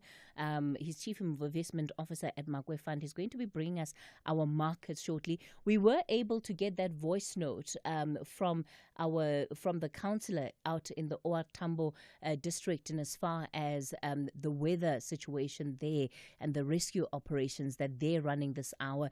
Let's bring you an update in terms of what is unfolding there, and then we'll come back with Magwe Masilela and the latest market update. You're listening to the National Pulse. If you're active on social media and love SAFM, we hope you'll take a moment to like or follow our SAFM page on Facebook and Twitter. These are the best places to find all the guest information, conversations, and stories you love from your favorite presenters, along with regular updates from SABC News. And don't forget, you can send your questions to feedback@safm.co.za. SAFM, leading the conversation. You're listening to the National Pulse on SAFM. SAFM. As we speak, the divers are on site rescuing the group of students whose bus had capsized and was washed away by the waters. So the divers are rescuing that group. We've got quite a couple of families that we are aware their houses are still submerged under the waters, but the divers were waiting at least for the wave to come down a bit. But there's general chaos because we estimate now around 500 people that do not have shelter as for tonight. And as the municipalities involved, we are working on putting up dinner, clothing, especially blankets for those people. But also the water infrastructure has been affected. A few of our stations have been submerged to water. And we will also be commencing with a rationing program to ensure that our people continue to get access to water. So are the network poles. So it's quite a disastrous space. This business feature is sponsored by CFI, an authorized financial services provider, a global leader in online trading now available in South Africa. Visit cfi.trade today. Economic news on SAFM. Facts and figures you can count on. A very good afternoon, Magwe Masilela. Afternoon to you and to the listeners. How are we doing? We're doing well, Magwe. Of course, quite concerning to hear some of the updates coming out of the Eastern Cape, and as far as the weather and the impact that it's having on that part of the country. But we'll continue to keep an eye on it. You, of course, are sitting there with the Telkom financial results. What is the state of that entity? The guys managed to receive 6.6 billion for their mast and towers business. Hence, they could not just afford dividends but pay a special dividend. But they need to seriously look into growing their fintech business like their peers. Revenue was up 3.3%, and that was due to strong growth when it comes to mobile service revenue and fiber-related data revenue. And overall financial performance as EBITDA up 25%, and the balance sheet strength was restored with the net debt to adjusted EBITDA down from 1.8 multiple to 0.6 multiple. Profit as headline earnings per share up 75.6%, and not surprising to see the stock price up nicely, which is 10% up now. And the local and international markets? You know, trade talks between the world's largest economies, those talks are continuing. Investors are hoping to see further de-escalation in a bitter trade tariff exchange after the guys agreed in May to reduce their respective tariffs for the time being, and focus this time around is on China's restriction on rare earth minerals, which have threatened to greatly disrupt global supplies, as well as U.S. restrictions when it comes to cheap exports to China. And the unofficial report experts are saying trade talks are going well, and as we have said before, none of the two countries can afford these unrealistic tariffs, but that does not mean the playing field must not be leveled. And today, the World Bank also slashed its global growth forecast because of those tariffs for 2025, that is by 0.4% to 2.3%, and locally, our April manufacturing production fell by 6.3%, the 6th month in a row of declines, and the sharpest drop since March 2024. Oil traders are optimistic that the US-China trade talks will ease tension and boost economic outlook than oil demand, and seemingly Saudi Arabia's supply to China is set to dip slightly, and Brent crude is up 1.6% at $67 a barrel. Yellow metal eyeing key US inflation, which is coming out tomorrow, and that is foreclosed on future US interest rate decision to be made next Wednesday. The yellow metal is up 0.3% at 3,335. Platinum is down 0.5% at 1,216. Global markets are cautiously positive and waiting for the London trade talks outcome, with the JSE not catching the recent cold, because we're up 0.5% and we've been led by our financials. The rand is flat at 17.70 against the US dollar, 23.91 against the pound, and 20.21 against the euro. That is Makwe Masilela, Chief Investment Officer at Makwe Fund Managers. Hi, I'm Lewis Hamilton. Victory demands everything, but the journey is never solo. My team carves the way, data and innovation are my compass. This is how today's champions are made. Trade like a champion with CFI. Access over 15,000 instruments, advanced trading tools, 24/7 support, and superior trading services. Visit cfi.trade today. CFI Financial Markets LLC is a Category 1 licensed broker by the UAE Securities and Commodities Authority. Trading involves high risk. CFI, empower yourself. Thank you for tuning in to today's business feature, proudly sponsored by CFI, a leading trading app now available in South Africa. Download it now. Visit cfi.trade today. The National Pulse, weekdays, 3 to 6 p.m. You're tuned in to the National Pulse. Cathy Mohlahlana in for Ashraf Gada as we lead conversations that move us. Coming up later on within the hour, of course, I'll also be taking some of your reflections, your contributions on the conversations we've had so far. 086 000 2032 is the number to dial. On the WhatsApp voice note line, 0614-104-107. Of course, we started it off with the Black Lawyers Association, and that seems to be still very much the focus point of your contributions this afternoon. Many of you so far saying that Judge Mohlahlana was not wrong in his reflections in as far as the tardiness, the sloppiness that was causing frustrations. The Black Lawyers Association says, and I think it's a strong argument, that it's unfair to make those kind of generalizations based on, yes, bad experiences or negative experiences that one may have had, but to then say or suggest that this is the kind of service that would be offered by all black lawyers is an issue.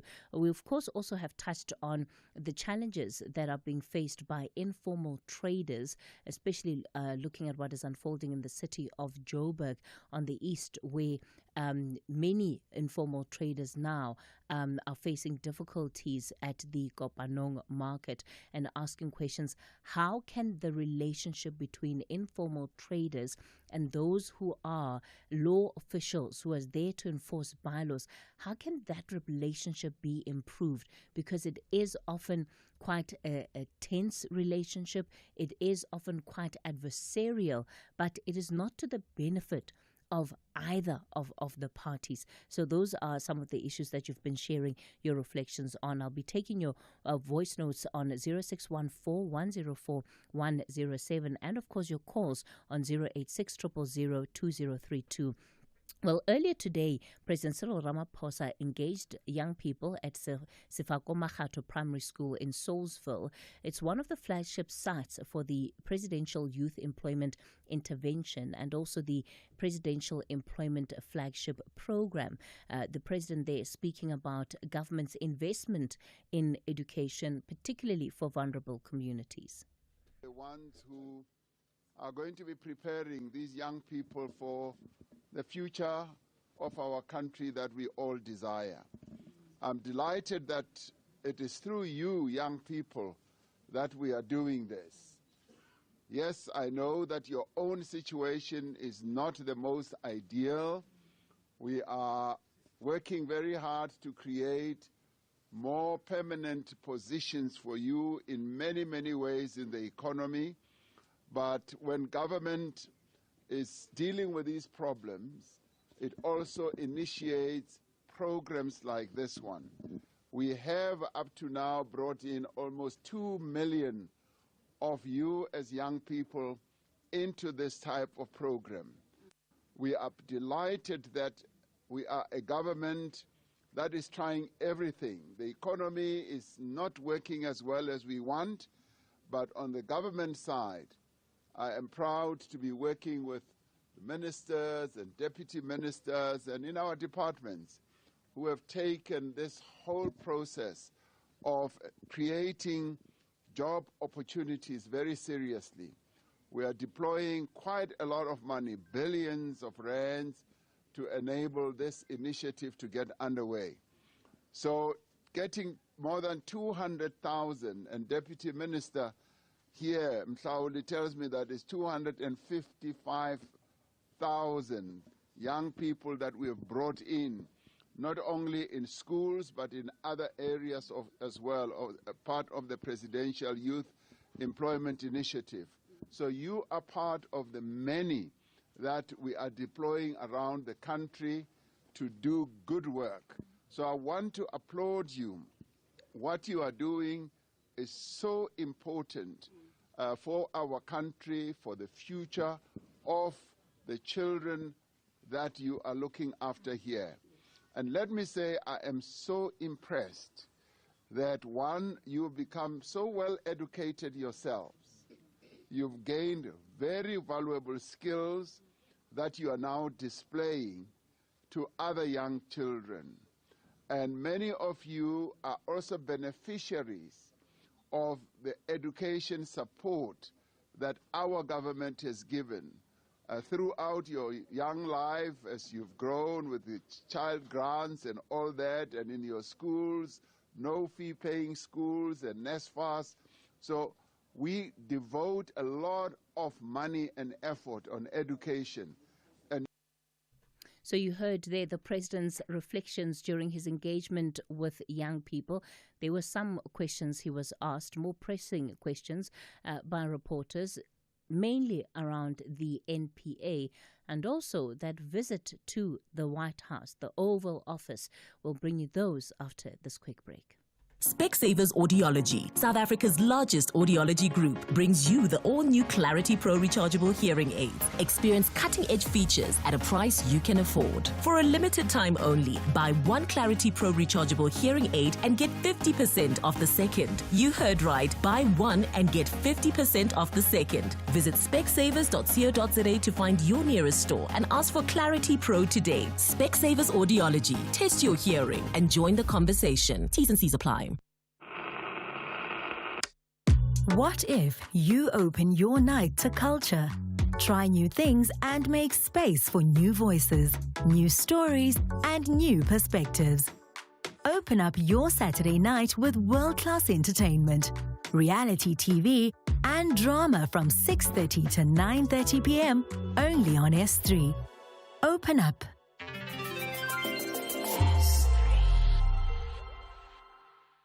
If you think you cannot afford a lawyer, think again. Clientele Legal has made professional legal services affordable for you. Whether it's a civil, criminal, or labor-related matter, we have a nationwide panel of attorneys standing by to assist you.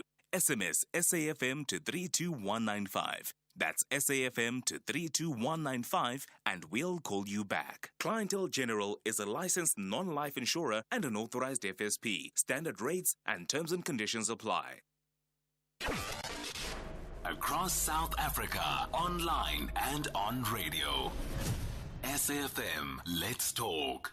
You're listening to the National Pulse as we lead conversations that move us. So staying then with that visit by the President to young people in Salisbury today, on the sidelines of that, the President being asked about Shamila Batoy and the state of the NPA. To correct those. Now, coming back to the National Prosecuting Agency, the NDPP did make that statement, and she has later said she used the wrong word about the infiltration. And I'm going to have a meeting with her so that she can really sort of download and take out of her chest some of the challenges. She is facing a number of challenges, but the NPA has really done considerable work to stabilize itself as well as to go on with various prosecutions. Now, quite often, we look at those where there's failure or where there are mistakes, and we think that the whole system is not working. And she will be able to speak to that herself, and as she does when she talks to me. So I don't believe that there is state capture now that is underway in the NPA. I do believe that there are some really good prosecutors in the NPA, and there are those who are putting a lot of effort, and a number of cases are being prosecuted. All right, the president then also continuing to reflect on that visit to the White House and what went down in the Oval Office. We do confirm that our visit to the White House, to the United States, was a moment where South Africa set out to reset the relationship with the United States. And I do believe that we have achieved that. Many people were very critical of our going there, and some were even saying we're going cap in hand and what have you. We were not. And some were even suggesting that we were summoned. We were not summoned. In my telephone conversation with President Trump 2 weeks earlier, I said, I want to come and see you. And he immediately conceded to that, and later they gave us a date. So that is not summoning. It is us taking the initiative that we want to go and see him. The reason we wanted to go and see him was to reset our relationship with one of our key trading partners to protect the jobs of our people here.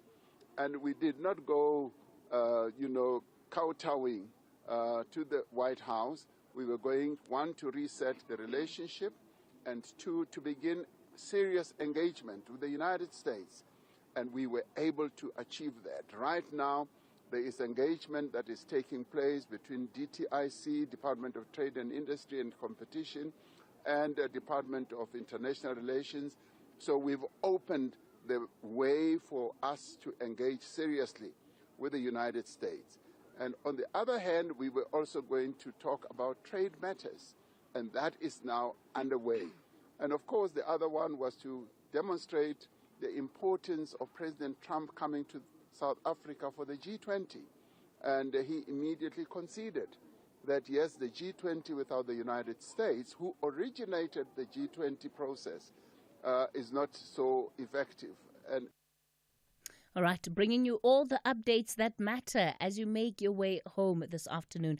You're listening to the National Pulse. So you've been sending through your WhatsApp voice notes on 0614 104 107. And of course, we'll take your calls. Hopefully, we'll be able to make more time for this in the final hour of the show on 086 000 2032. Call us on 086 000 2032. I'm listening to the conversation you're having with this guy representing the foreigners there. Hey, it seems like he's an idealist. He's got a lot to say. He's even saying our military. Why can't these people put the same effort into fixing things in their own country? And I'm not saying that to be xenophobic. I do have foreign friends, but I think this is just overstepping. It's just a bit too much. Where they got to a point where now they think that they can fix things in our country. Aibo.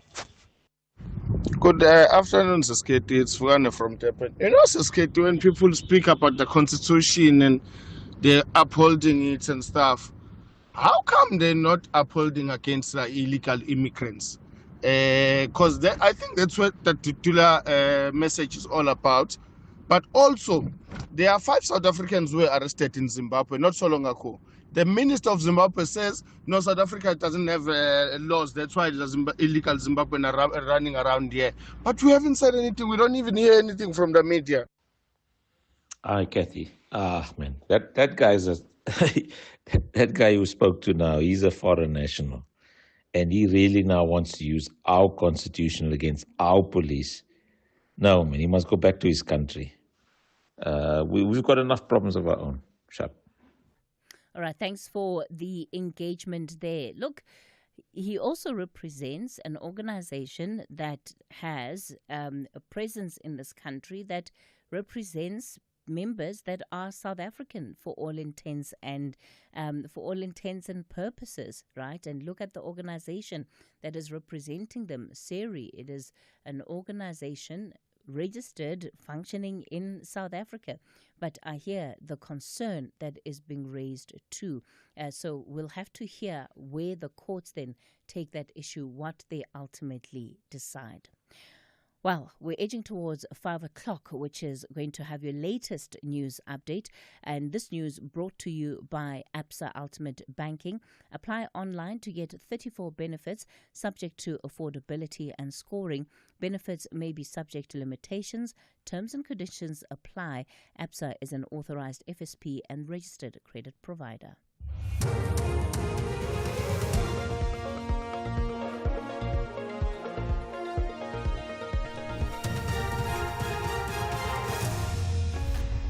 Thank you. No bodies found in submerged minibus and a dramatic decline in penguin populations. Good day to you.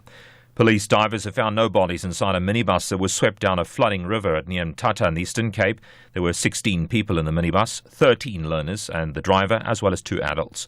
3 learners have been found alive, clinging to trees downstream, and were rescued. The search for the rest of the occupants continues. The Eastern Cape Premier, Oscar Mabuyane, says they've consolidated rescue efforts to make sure that all flooded areas are attended to. He says an interdepartmental team has been dispatched to assess damages in flood-ravaged areas of the province. The Premier says many people are affected. We've got support from other municipalities like Buffalo City. They've sent their rescue team. We have the rescue team from the Department of Health. That has been doing also wonders.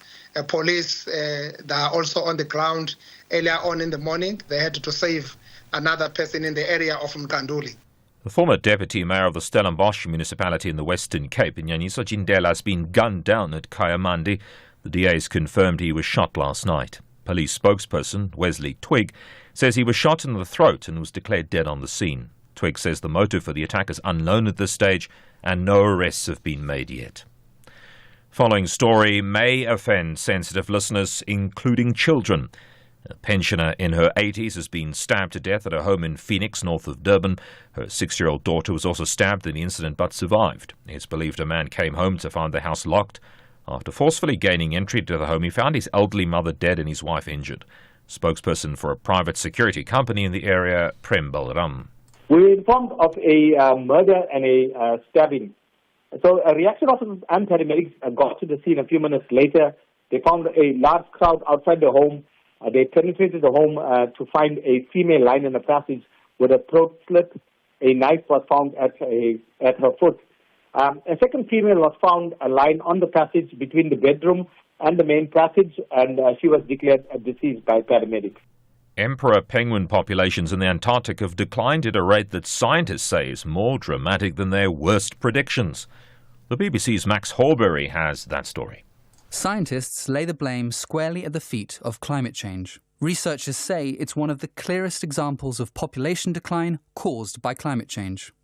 Warming ice is interfering with breeding grounds, and some colonies have lost all their chicks as ice gave way beneath them, plummeting hatchlings into the freezing ocean. Heavy rains and less protection from predators are also driving the decline. Models had shown that emperor penguins were on course to be near extinction by the end of the century, but the new data shows the decline is double what scientists had anticipated. Top stories that police divers have found no bodies inside a minibus that was swept down a flooding river near Mthatha in the Eastern Cape. There were 16 people in the minibus, 13 learners, the driver and 2 adults. 3 learners were found alive clinging to trees downstream and were rescued earlier today. The search for the rest of the occupants continues. That's SAFM News. I'm Greg Goos. Brought to you by Absa Ultimate Banking. Apply online to get 34 benefits subject to affordability and scoring. Benefits may be subject to limitations. Terms and conditions apply.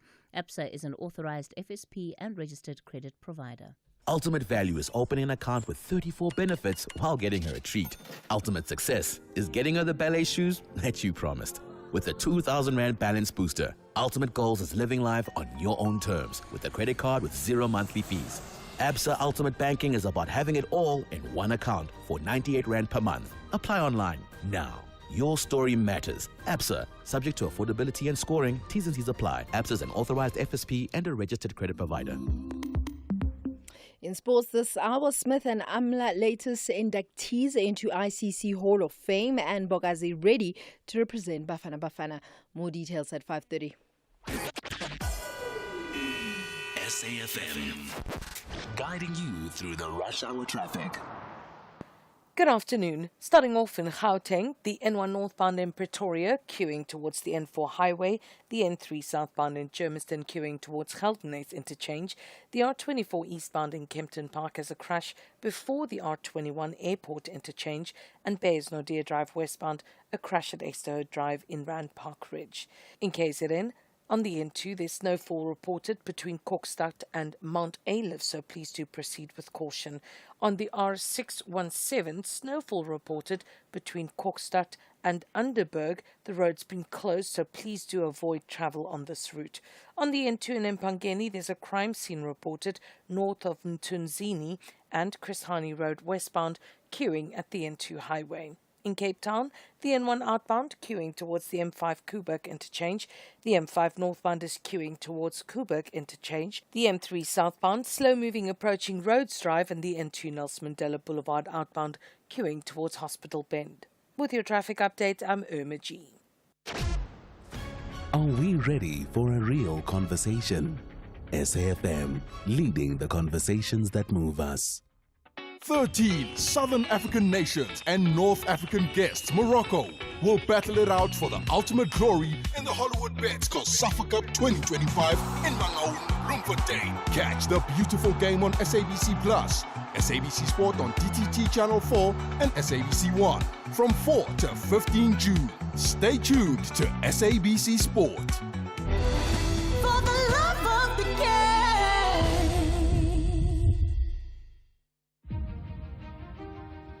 SAFM invites young people between the ages of 18 to 35 to take over the airwaves this Youth Month.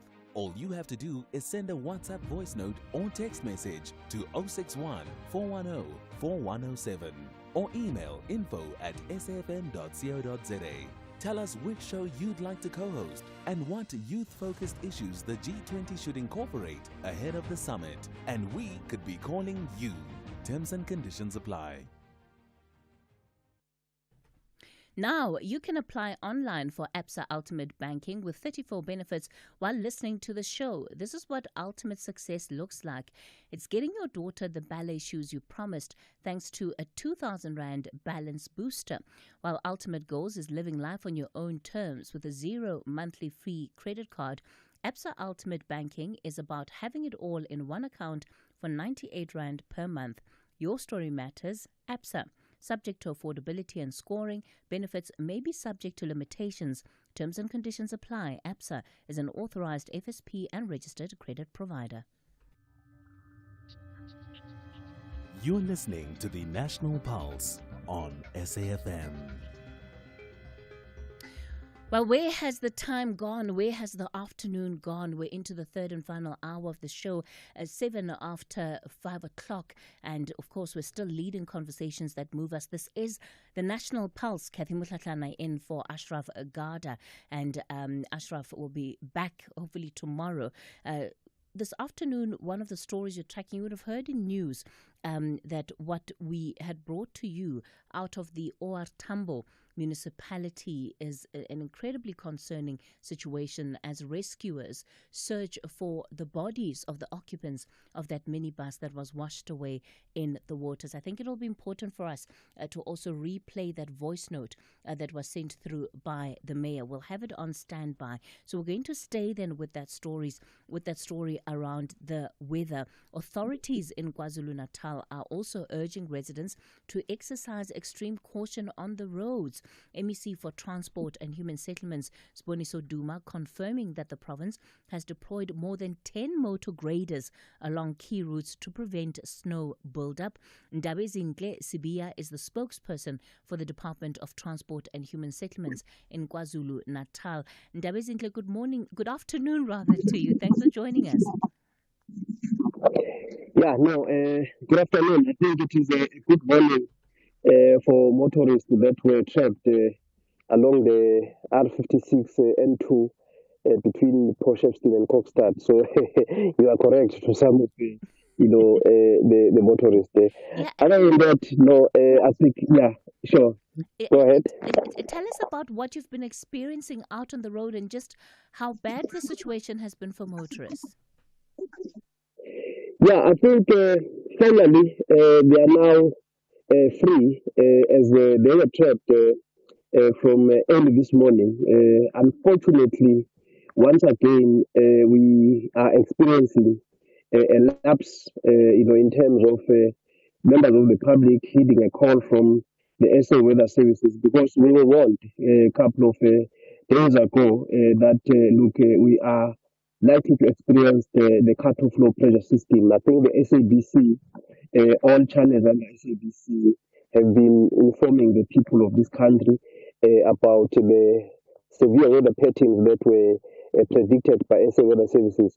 Nevertheless, this morning, the ADC for Transport and Human Settlements, Siboniso Duma, had a meeting with a highly efficient team from Road Traffic Inspectorate, just activating what he calls a snowfall response measures. We can report now that the implementation of these measures have been successful because the great operators, which the MEC has hailed as heroes, have successfully removed the snow, along the N2 R56 between Potchefstroom and Kokstad, leading up to the Eastern Cape. What the MEC said this morning, very clear, is that they needed to remove the snow before it accumulates to more than 30 centimeters in depth. You'll recall that last year, we expressed the catastrophe system that triggered a snowfall, which, accumulated to above 30 centimeters in depth. People were stuck there for for more than 24 hours, and we've, drawn lesson from that experience. That is why we've managed to turn around the corner. Ndabezinhle, I'm hoping that your line will be able to just hang in there, even though we are experiencing some difficulties, because I believe that the updates that you're giving us are so important for our listeners that are That is terrible. Let me give you another phone. Can you? Yes. Hello. Go ahead. Okay. Hello. Can you hear me now? Yes, we can. Yeah, sorry, I was talking to your producer. If I'm still on air, I wish to report that the great operators have successfully removed the snow as per the mandate from the MEC this morning. He actually instructed, all categories of staff, especially the great operators and a highly efficient team from RTI, to ensure that the snow is removed before it accumulates to more than 30 centimeters in depth. And I was saying before I got interrupted by the network that look, last year we experienced the cut-off low pressure system that triggered a snowfall, which accumulated to above 30 centimeters in depth. That is why we had motorists that were stuck there for a very long period. Which parts of the province so far would you say have been worst affected? So for people that may be either heading into the province or are in the province, where must they be taking extra precaution? Yeah, the N2 R56, Kokstad, Potchefstroom, that side to the Eastern Cape. It's a go-no area. If you look at Underberg area, that area is also hazardous. That is why we are deploying more graders to be stationed around there. We've got graders that are already working, removing the snow. And if you go further north, we've experienced, strong winds that have destroyed infrastructure. There are people that are homeless. A roving team from human settlements, at national level as well as in the province that has been reporting directly to the minister, Thembisi Melane, as well as the MEC Sponsor Duma, is on the ground, assessing the situation. It is very funny because, you go south of KwaZulu-Natal, there's a snowfall. You go north, it is now sunny. We experienced strong winds that destroyed infrastructure, but you can literally tell people that, they are lying if they can tell you that that area was, destroyed completely by the strong winds. But you can only see, a trail of destruction. The houses have been destroyed.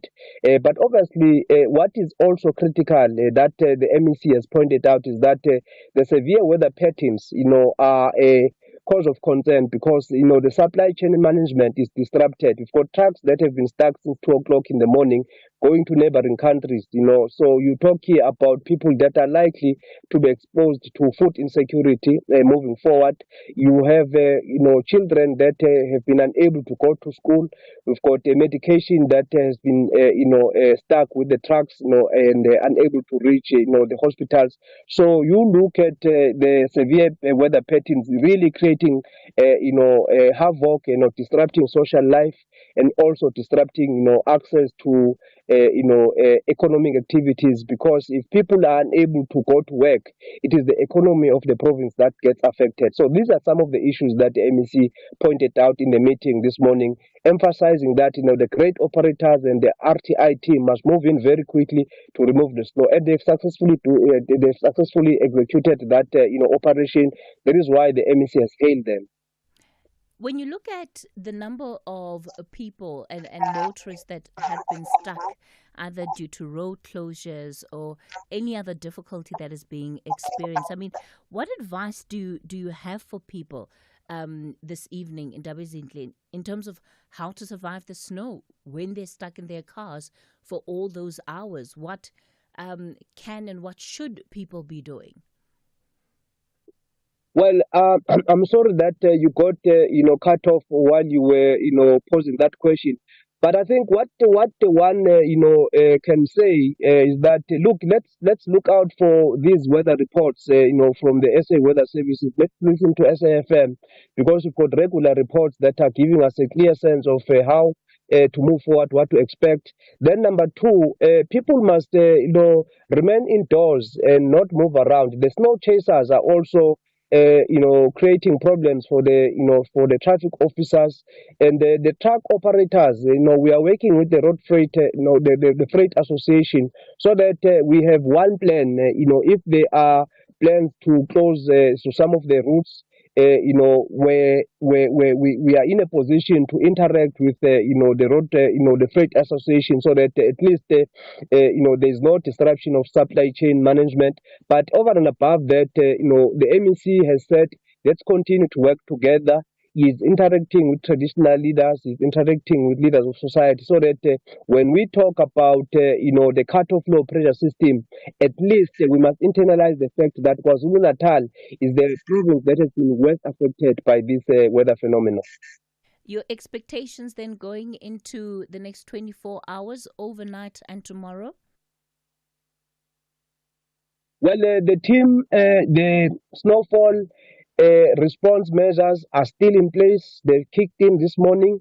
There are parts of KwaZulu-Natal where we have been warned that we are likely to experience strong winds, and people are actually being assisted so that they get evacuated. And we are also, having the MEC moving up to Ladysmith. He's currently in Ladysmith, traveling to different parts of KwaZulu-Natal, ensuring that the KZN transport forums are also activated, and they are part of the machinery that is aimed at using the transport infrastructure as a catalyst, for the growth of different sectors of the economy. It's very unfortunate, lastly, that, we've got, this weather phenomenon that is also creating havoc in terms of destroying the road infrastructure. The budget speech that MEC presented in April 2025, on the 25th of April, he indicated that, look, there's a war on potholes, a team that has been assigned to deal directly with potholes. But unfortunately, if you look at the severe weather pattern, it is hot today, it is cold tomorrow, we have a snowfall, we've got prolonged rainfall destroying our road infrastructure. So these are some of the realities that we are facing as the province of KwaZulu-Natal. Ndabezinhle Sibiya is a spokesperson for the Department of Transport and Human Settlements in KwaZulu-Natal. So you have the breakdown there of how the province has been responding to the challenges experienced on the road. Some motorists finally being able to get through after the snow was pushed out of the way along the N2 R56, and they've been stuck there the whole day. So we have to be absolutely prepared for what lies on the road when it comes to traveling during these kind of weather conditions.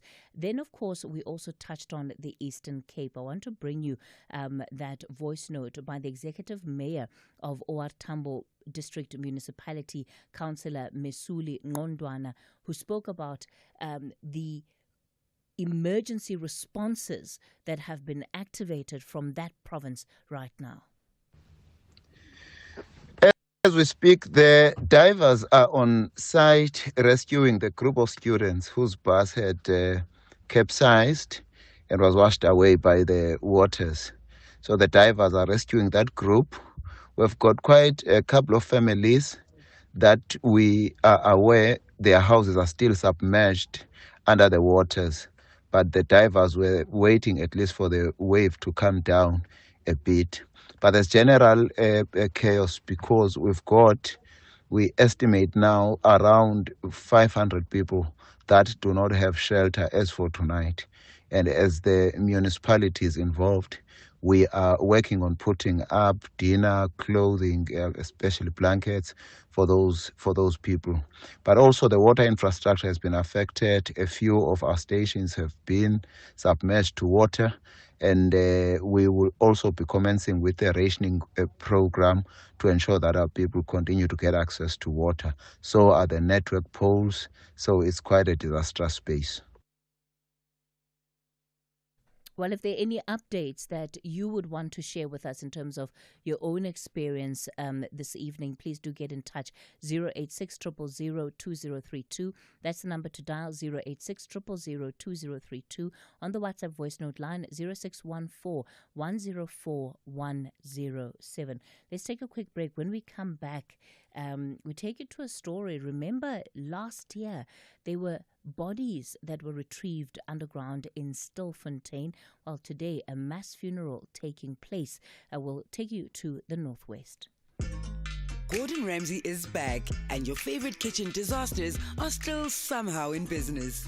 New season, same confused chefs, terrifying walk-ins, and enough grease to fry your Wi-Fi. Watch as Gordon tries to fix the unfixable with nothing but sheer rage, British sarcasm, and an iron stomach. Kitchen Nightmares Season 8, Wednesdays at 6 p.m. on S3. Come for the food, stay for the emotional damage.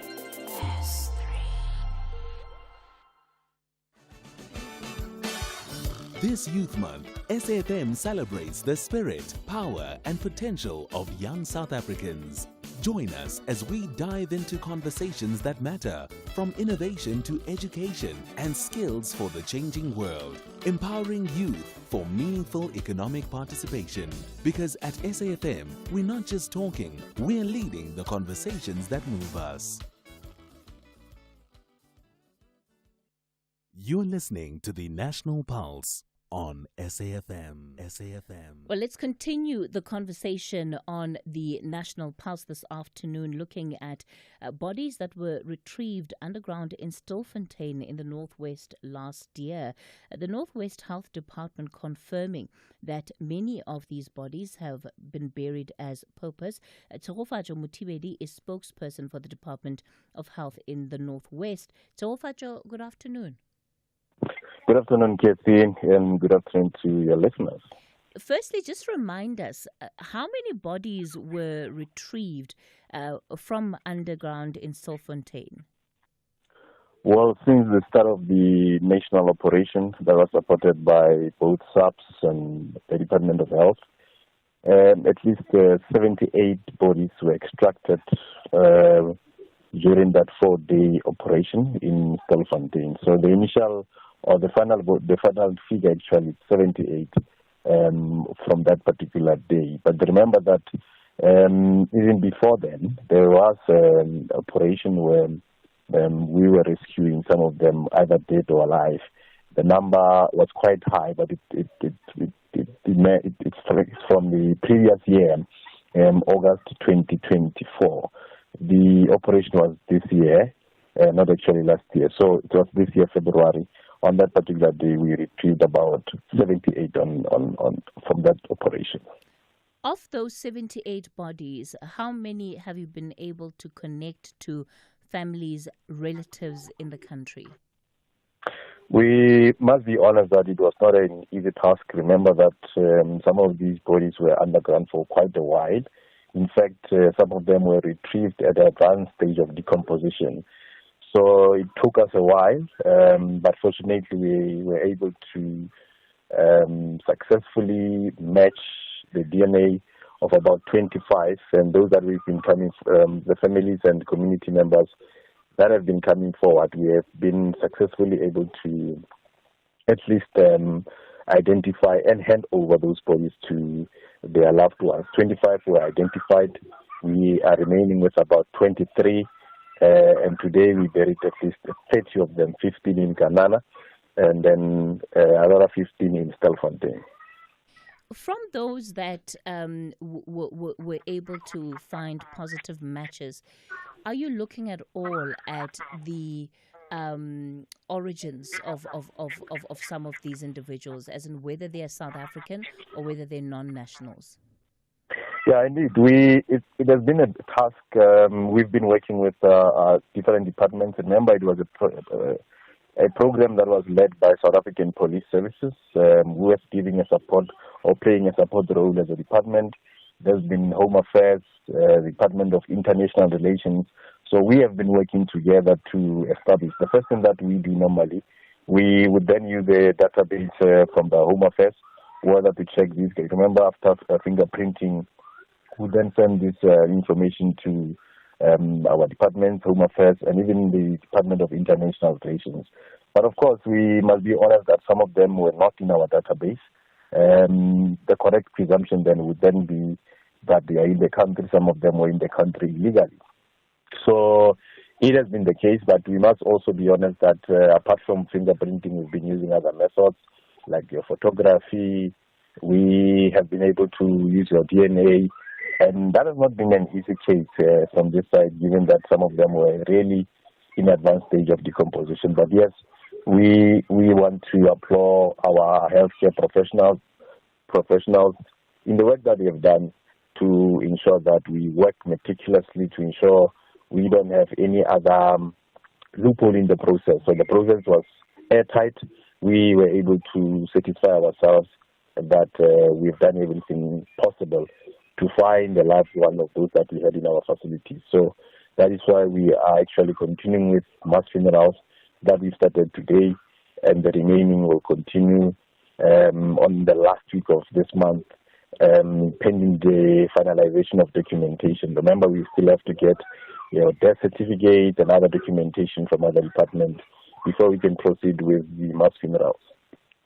One of the other things I'm thinking about, Chokofajo, is just the cost of having to administer all of this, right? Because already we are 6 months into the year, and these mass funerals are only taking place now. So it's been months, number one, of having to store these bodies, but also run the work of trying to identify or link them with relatives.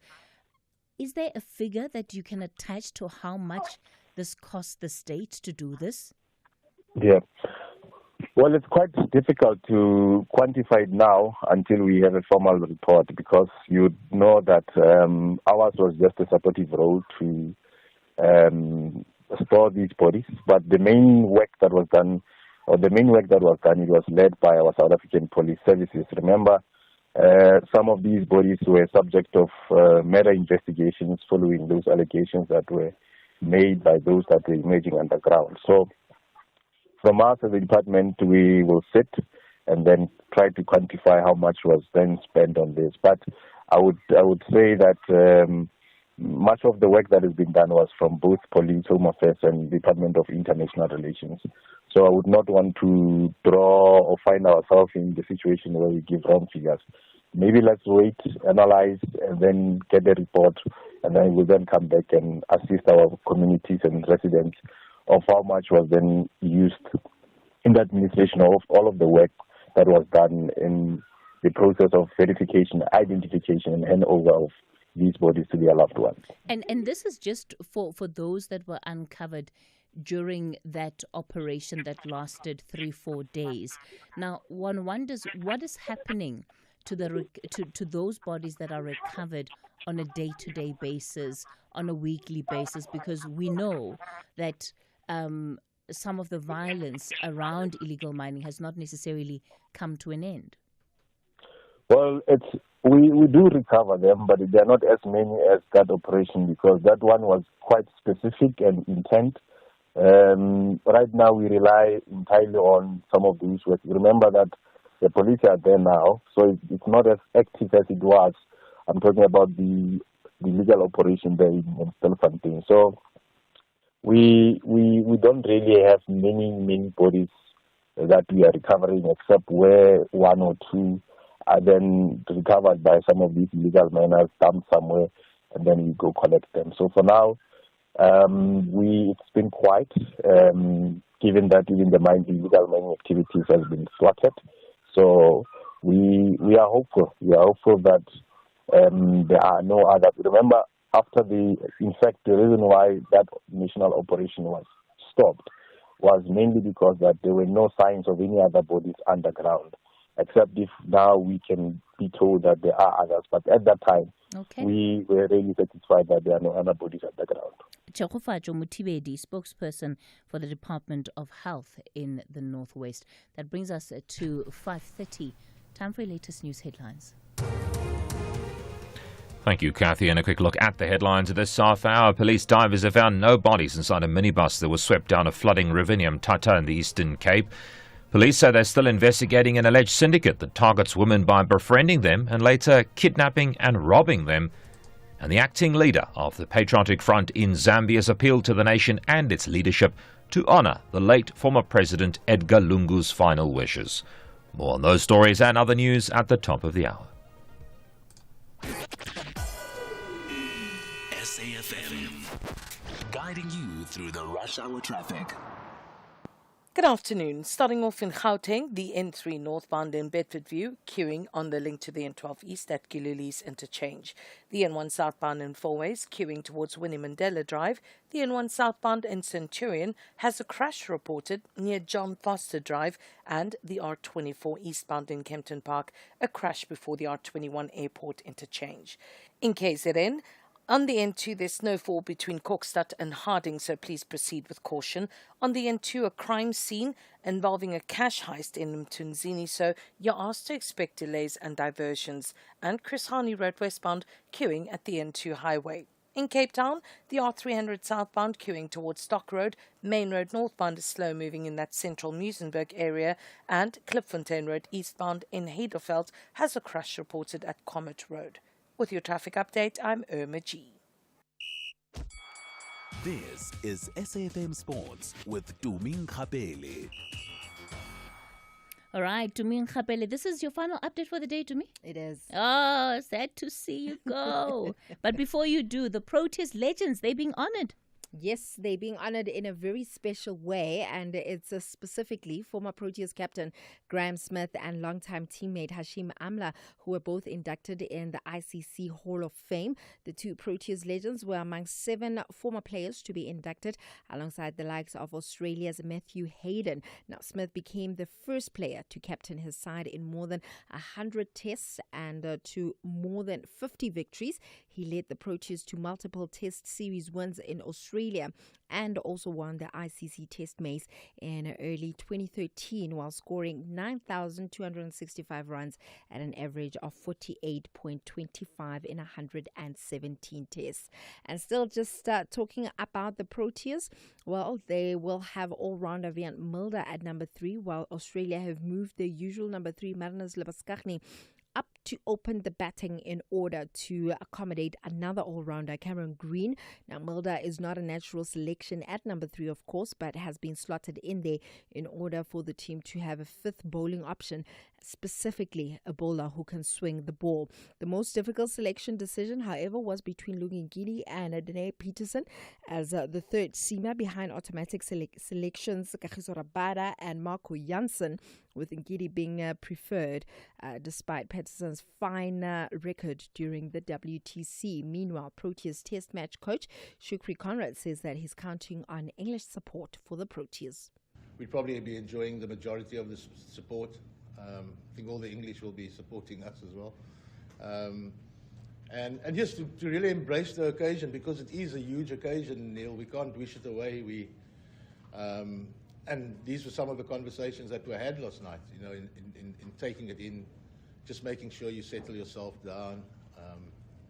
And yeah, we, rather than wish it away, we talk through these things. And there are going to be nerves.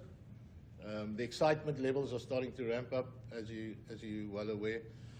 So yeah, it's a great occasion, and I'd rather be part of it than not.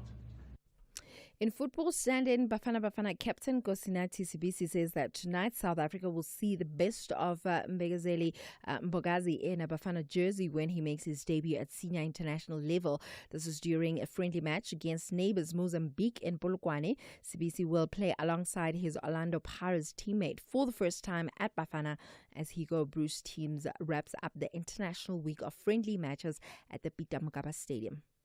As you've said, you know, I've played with Mbogazi at club level. You know, it won't be any different in the national team. He's a very, very humble boy, you know, and he takes well instructions, you know. So for me, it's very easy to play alongside him. So I don't think tomorrow it will be a big change for him, you know, as the coach has mentioned, to say it's like a perfect choice, you know, for me to partner him, you know, to give him that guidance and give him that confidence, you know, to be able to take his chance, and I think tomorrow we'll be able to see the best of him.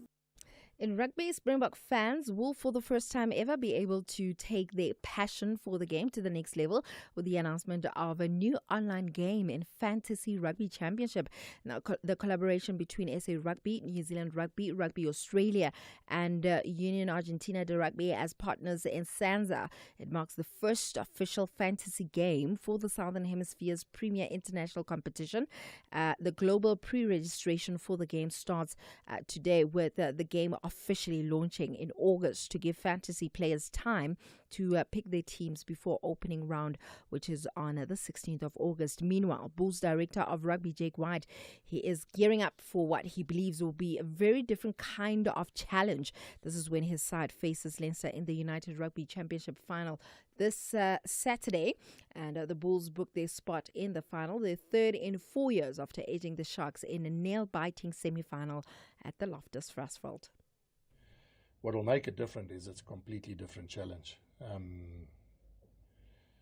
So it doesn't matter whether we beat them last year. It doesn't matter whether we beat them in the knockout game. I mean, it's all immaterial. It's now a final.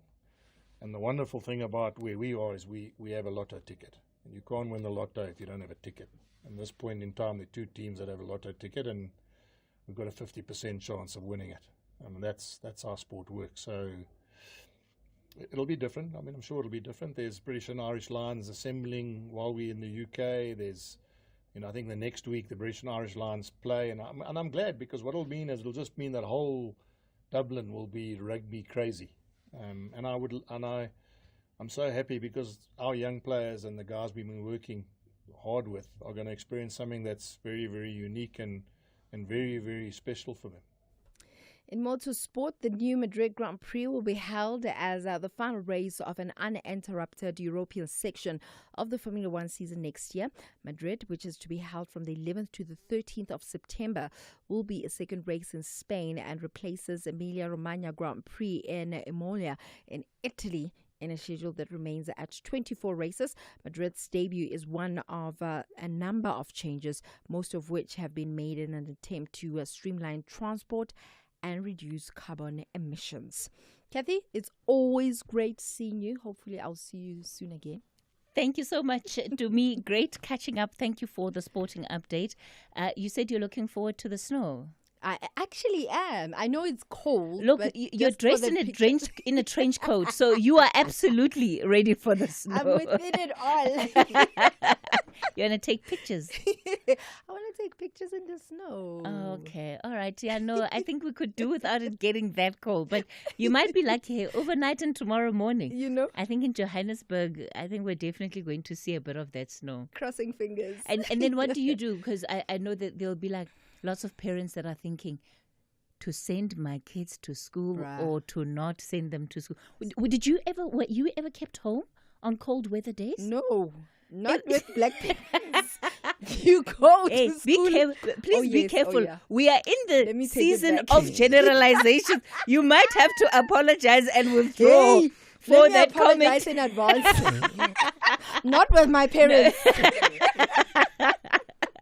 So there was no free day. No. You go to school unless if you're like literally bedridden. Then your parents will be like, okay, fine. It's the only reason good enough. Bruh, like just today in the estate that we stay in, I could hear like the trolley bag. Yeah, there's this small kid who literally walks from their house to and I was just like, if she was my kid, I would have literally put her in my car. I know that the gate is just right here, but just for the cold sake.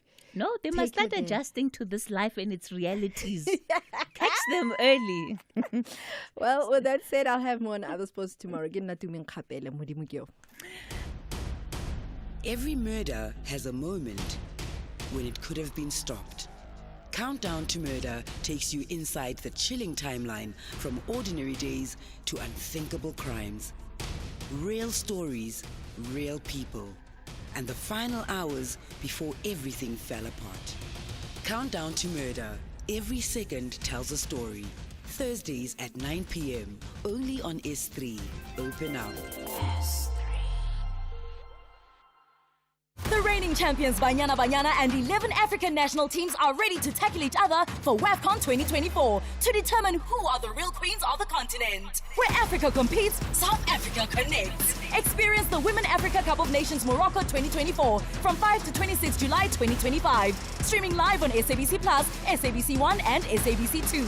Also available on SABC Sport on DTT Channel 4 and SABC radio stations. Proudly brought to you by SABC Sport. For the love of the game.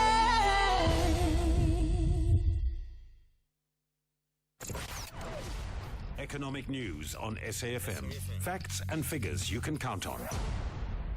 You're listening to the National Pulse. Jimmy Moyaha joins us now. Jimmy, good evening.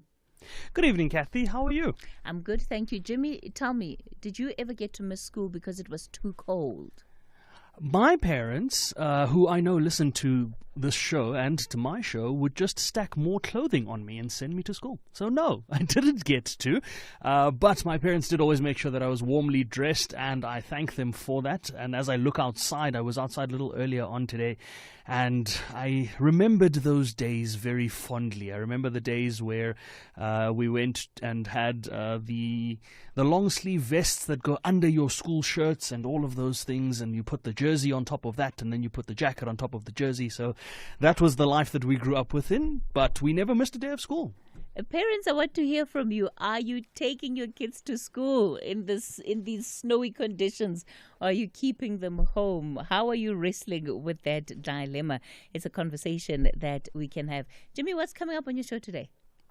Cathy, I'm going to be taking a look at some results. We've got results out from the team at Telkom. The share price was up. It was one of the best performing shares on the day's trade. They gave us an update on their full year's numbers, doing really well from a business perspective. So I've got a conversation with the chief financial officer at Telkom to get a sense of just what made that performance that much stronger. I've also got a chat with the CEO of Premier Foods around their full year's numbers. Of course, Premier Foods is the brand that gives us the likes of Snowflake and Super Sun and many other brands that we know and love in South Africa. So we've got those two results conversations. Then I've got a conversation with the team at Volvo South Africa around the EV space. Electrified vehicles seem to be picking up, and they have a couple of EV vehicles in their range. We're going to be speaking to them around their vehicles, and I'm going to be sharing some thoughts as well because I was recently in one of their vehicles. And then I've got a conversation with the team at Amabungani around the Petro SA diesel or petroleum experiment that's been going on for quite some time. There's a company that we have previously covered on the show that was contracted by Petro SA to bring in some fuel into the country, and it turns out that fuel ended up being dirty fuel. So we're going to look at that from the perspective of Amabungani. We've of course reached out to Petro SA to see if they'd weigh in on that conversation. We're waiting to hear from them as well, but it's of national importance because the fuel that goes into our cars is sourced by Petro SA and then provided to the likes of the Caltexes of South Africa, or Astron in this case, amongst others. So Astron, Shell, BP, all of the major commercial fuel suppliers get their fuel from Petro SA. So this is something that affects all South Africans, and we're going to take a look at just the impact that this has had. And then because it is Tuesday, we've got a property feature on a Tuesday. We're going to be wrapping up our show with a look at homeowners insurance, everything you need to know about that and how it fits into your budgeting and what you should think about when getting homeowners insurance. But before we get to all of those conversations, let me give you a quick summary of how the markets have been moving throughout the day. The rand's gaining a lot of ground against the US dollar. It's at 17 Rand 70 at the moment, but I did see it earlier today as low as 1767, 1765-ish on some platforms. So really doing well against the US dollar there. One British pound is at around 23 Rand 91 cents. 1 euro, 20 Rand and 21 cents. 1 Australian dollar is at around 11 Rand and 53 cents. And anyone looking at commodity prices, the price of Brent crude is a little higher. It's at $67.70 a barrel. We, of course, prefer it to be closer to the $65 range, but still below $70 a barrel. So that's all good news from that perspective for the moment. The gold price still $3,326 a fine ounce. Hasn't really moved much. It's been a bit up and down for the day. Platinum pricing $1,212 a fine ounce. Palladium $1,074. The local markets, the JSE finishing the day 1/3% up in the case of the top 40. The all share was up 1/4%. The biggest winners there, financial stocks up 1.2, almost 1.3%. Resources down 0.6%, and industrials about 7 basis points in the green. Not really moving much there. What has been moving is the price of Bitcoin back at $108,000 of Bitcoin. It's still below 2 million Rand in Rand terms. It's at 1.92 million Rand, but that is because of the stronger Rand. I think if we see a bit of a weaker Rand, it might go back above 2 million Rand for a Bitcoin. But other international markets we will get into a little later on when we come back at 6 o'clock. For now, Cathy, back to you. Thank you so much, Jimmy Moyaha. And of course, you can expect him to take over at the top of the hour at 6 o'clock.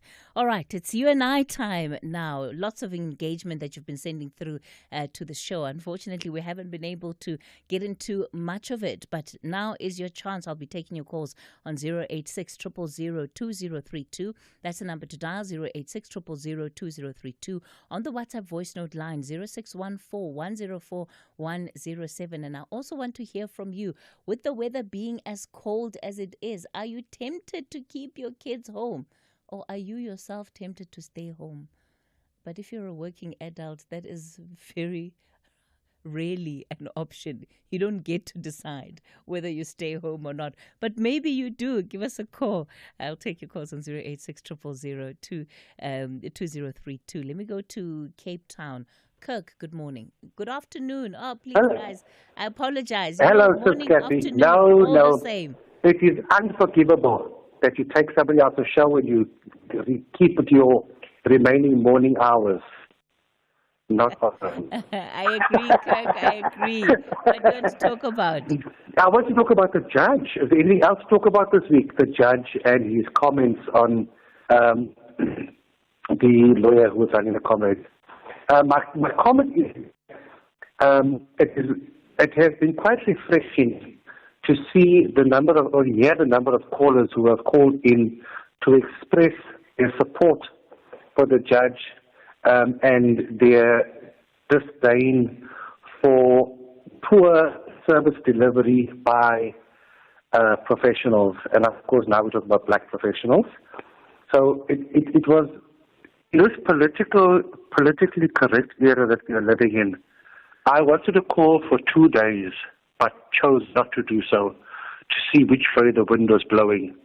And it has been quite refreshing. I did disagree with the judge in his expression of those sentiments. I thought they were racist. I thought they were classist. I didn't agree at all with his comments. He could have said a similar message using a much better tone. So I'm glad that he's apologized. His shallow apology doesn't seem to have gone down very well, but it is what it is. Do you think, Kirk, that there remains space for the conversation around the core issues, which is what our listeners have also been focusing on, where they have grievances with services and the quality of services that they receive? Because I don't think that feedback should be thrown out. Don't throw the baby out with the bathwater, goes the saying. I absolutely agree. And that has been the refreshing tone I've gotten from callers over the last couple of days.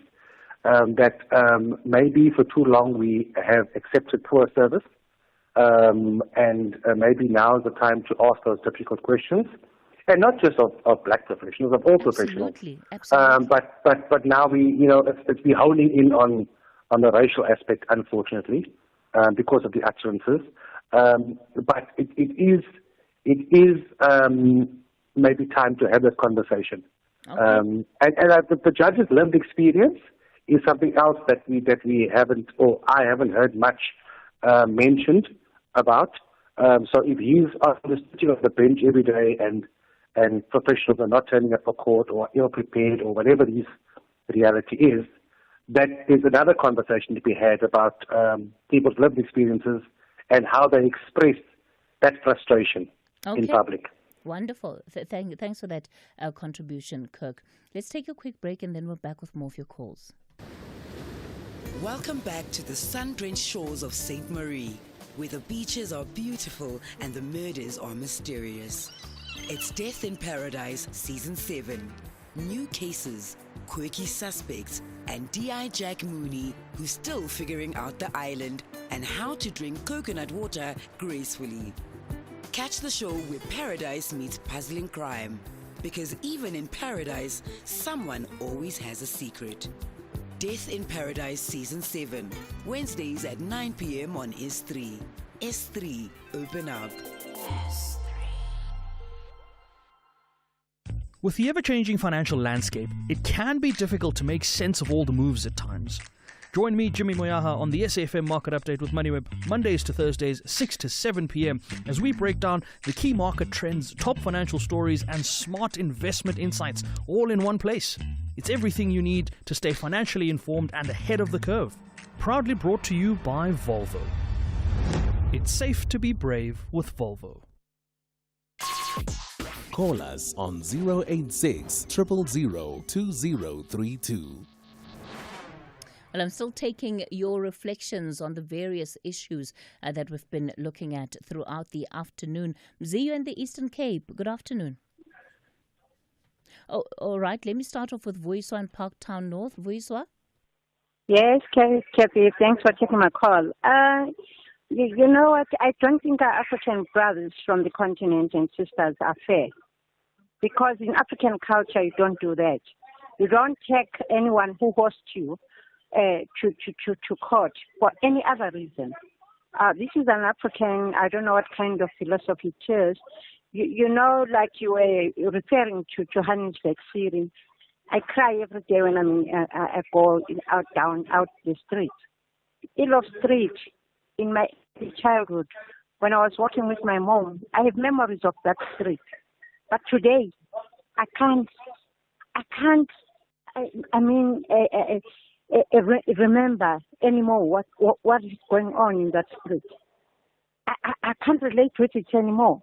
It was one of the streets that I loved. I used to tell my mom, are we going to town? Elof Street. But the brothers and sisters can't do this. And using a constitution doesn't help us as South Africans. It is wrong. But I put all this blame to big business, media, and all those who support this thing because they called us xenophobic. What is the alternative, Vuyiswa? The alternative is that they call the ambassadors or consulates to talk to them. The government must actually be fair and tell them what is going on in Johannesburg and elsewhere in all these cities. They need to call some people to order. You can't have people walking in anywhere and the next thing they are the ones taking you to court. You don't do that in African culture, in any other territory. You take the owner, someone who has hosted you, and yesterday they were shouting at colors in El Dorado Park, calling them Congo, they must go to Congo. They're very Somalians and Ethiopians. Who are they? We also have feelings. And as long as they don't respect, we'll never respect them as well. Vuyiswa, thanks for that contribution, and I guess also just highlighting the complexity of the migration issue that we're dealing with as a country. Let's bring in some of your WhatsApp voice notes. Hi, Cathy. It's Loisa here. Eish, Cathy, your interview with this gentleman. I mean, this guy, he seems like to be calling our South African, but he's not telling you that he's a foreigner. He's a foreigner. I mean, foreigners, they've got so much powers in South Africa. I'm sorry, Cathy. That foreign national case that came to your show, he must ask himself why there is Operation Dudulla in the first place. Why there is Operation Dudulla? And Operation Dudulla will be there forever, as long as these guys are running around our country. They should go back to their country and fix their countries. Good evening, Cathy. It's Kevin from Velco. Yes, I mean, why is it every time Donald Trump is in power, there's a riot happening in the U.S.? I mean, this is the second time there's a riot. I mean, clearly the man is not meant for the presidency. I mean, he should leave politics to politicians and just stay in business. It's pathetic, really. Just leave politics, man. Thanks. Yeah, there's so much for us to reflect on. I'm not getting any answers, though, about the question that I asked, right? Keeping your kids home or keeping yourself home in this very cold weather? Is it something that you do? How are you dealing with that dilemma? Or are you along the lines of Dumi's parents who, as she said, you go to school. There's absolutely no other option. Yeah, I think I also had to go to school. And I know my mom is listening. She never gave me any days off, regardless of how cold, wet, or whatever the weather was. Mzi, you're in the Eastern Cape. Good evening. Hi, Giselle. Cathy, I want to talk about what the judge spoke about, but not necessarily about about his comment. But he's on lines. We talk about racism, we talk about anything else, and we are not reflecting about ourselves as black people. The service that we give to each other, it's appalling. You go where we've got schools in the township, but we leave those schools standing where the white people are instead of improving where we are in the majority. Everything that we touch, everything, I'm in the Eastern Cape, it's 100% transformed. It is in the hands of black people, but the service. We need to talk about that. Mzi, how do we have that conversation without it also then becoming racialized and being seen to particularly or being seen to unfairly be targeting black professionals or service providers? We can have it without emotions. The judge has given us something to talk about. You can remove all the racial whatever. But it has given us something to talk about. We've been living with this thing for a very long time, and we have never discussed about it. All that we do, we've been focusing on racism, while we are treating like, I don't know, everything we get into office, it's chaos, everything that we touch. We need to have a reflection about how we are improving in this country as a black nation. Okay, Mzi, let's leave it there. Becky, you're in Mpumalanga. Cathy, how are you? Becky, good. Go for it. I'm not used to listen to your voice this time around, but it's refreshing after a very long day. I must say it. Cathy, maybe to start with, when you speak about the cold weather, we are very fortunate in Mpumalanga. It is not that cold as your Johannesburg and the Highveld areas. We are very, very fortunate. You guys are like Limpopo. You're not going to experience it as hard as everybody else is, right? No, we don't. As I'm speaking to you right now, I'm just wearing my vest and I'm out my yard, and it's quite good. The weather is fine. It's all right. Cathy, I just want to talk about the pauper burial when you spoke to the person from the Department of Health. The government is losing a lot of money with pauper burials. I will tell you that they outsource service providers, and one pauper amounts to plus minus 20,000 to bury one pauper. So you will imagine if ever there are 20 paupers that need to be buried.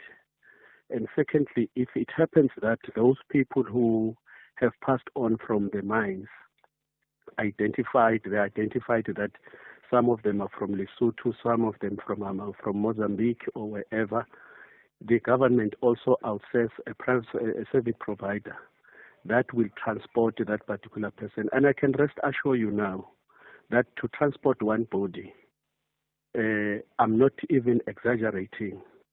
I'm very cocksure because I've got a person that I know who specializes in doing that.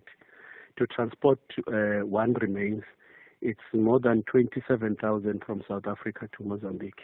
Sure. So, Becky? Yes. Yeah, I'm going to have to leave it there with you. Those numbers, of course, are quite staggering and numbers that we'll have to check. Becky's sharing numbers that, he says he's aware of, but those are not official numbers.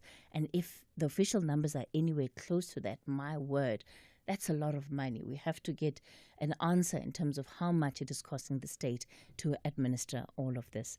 All right, that's my lot for this evening on The Pulse in for Ashraf Gada for the day. Of course, stay tuned to SAFM for all your latest news and current affairs. Up next is Jimmy Muyaha.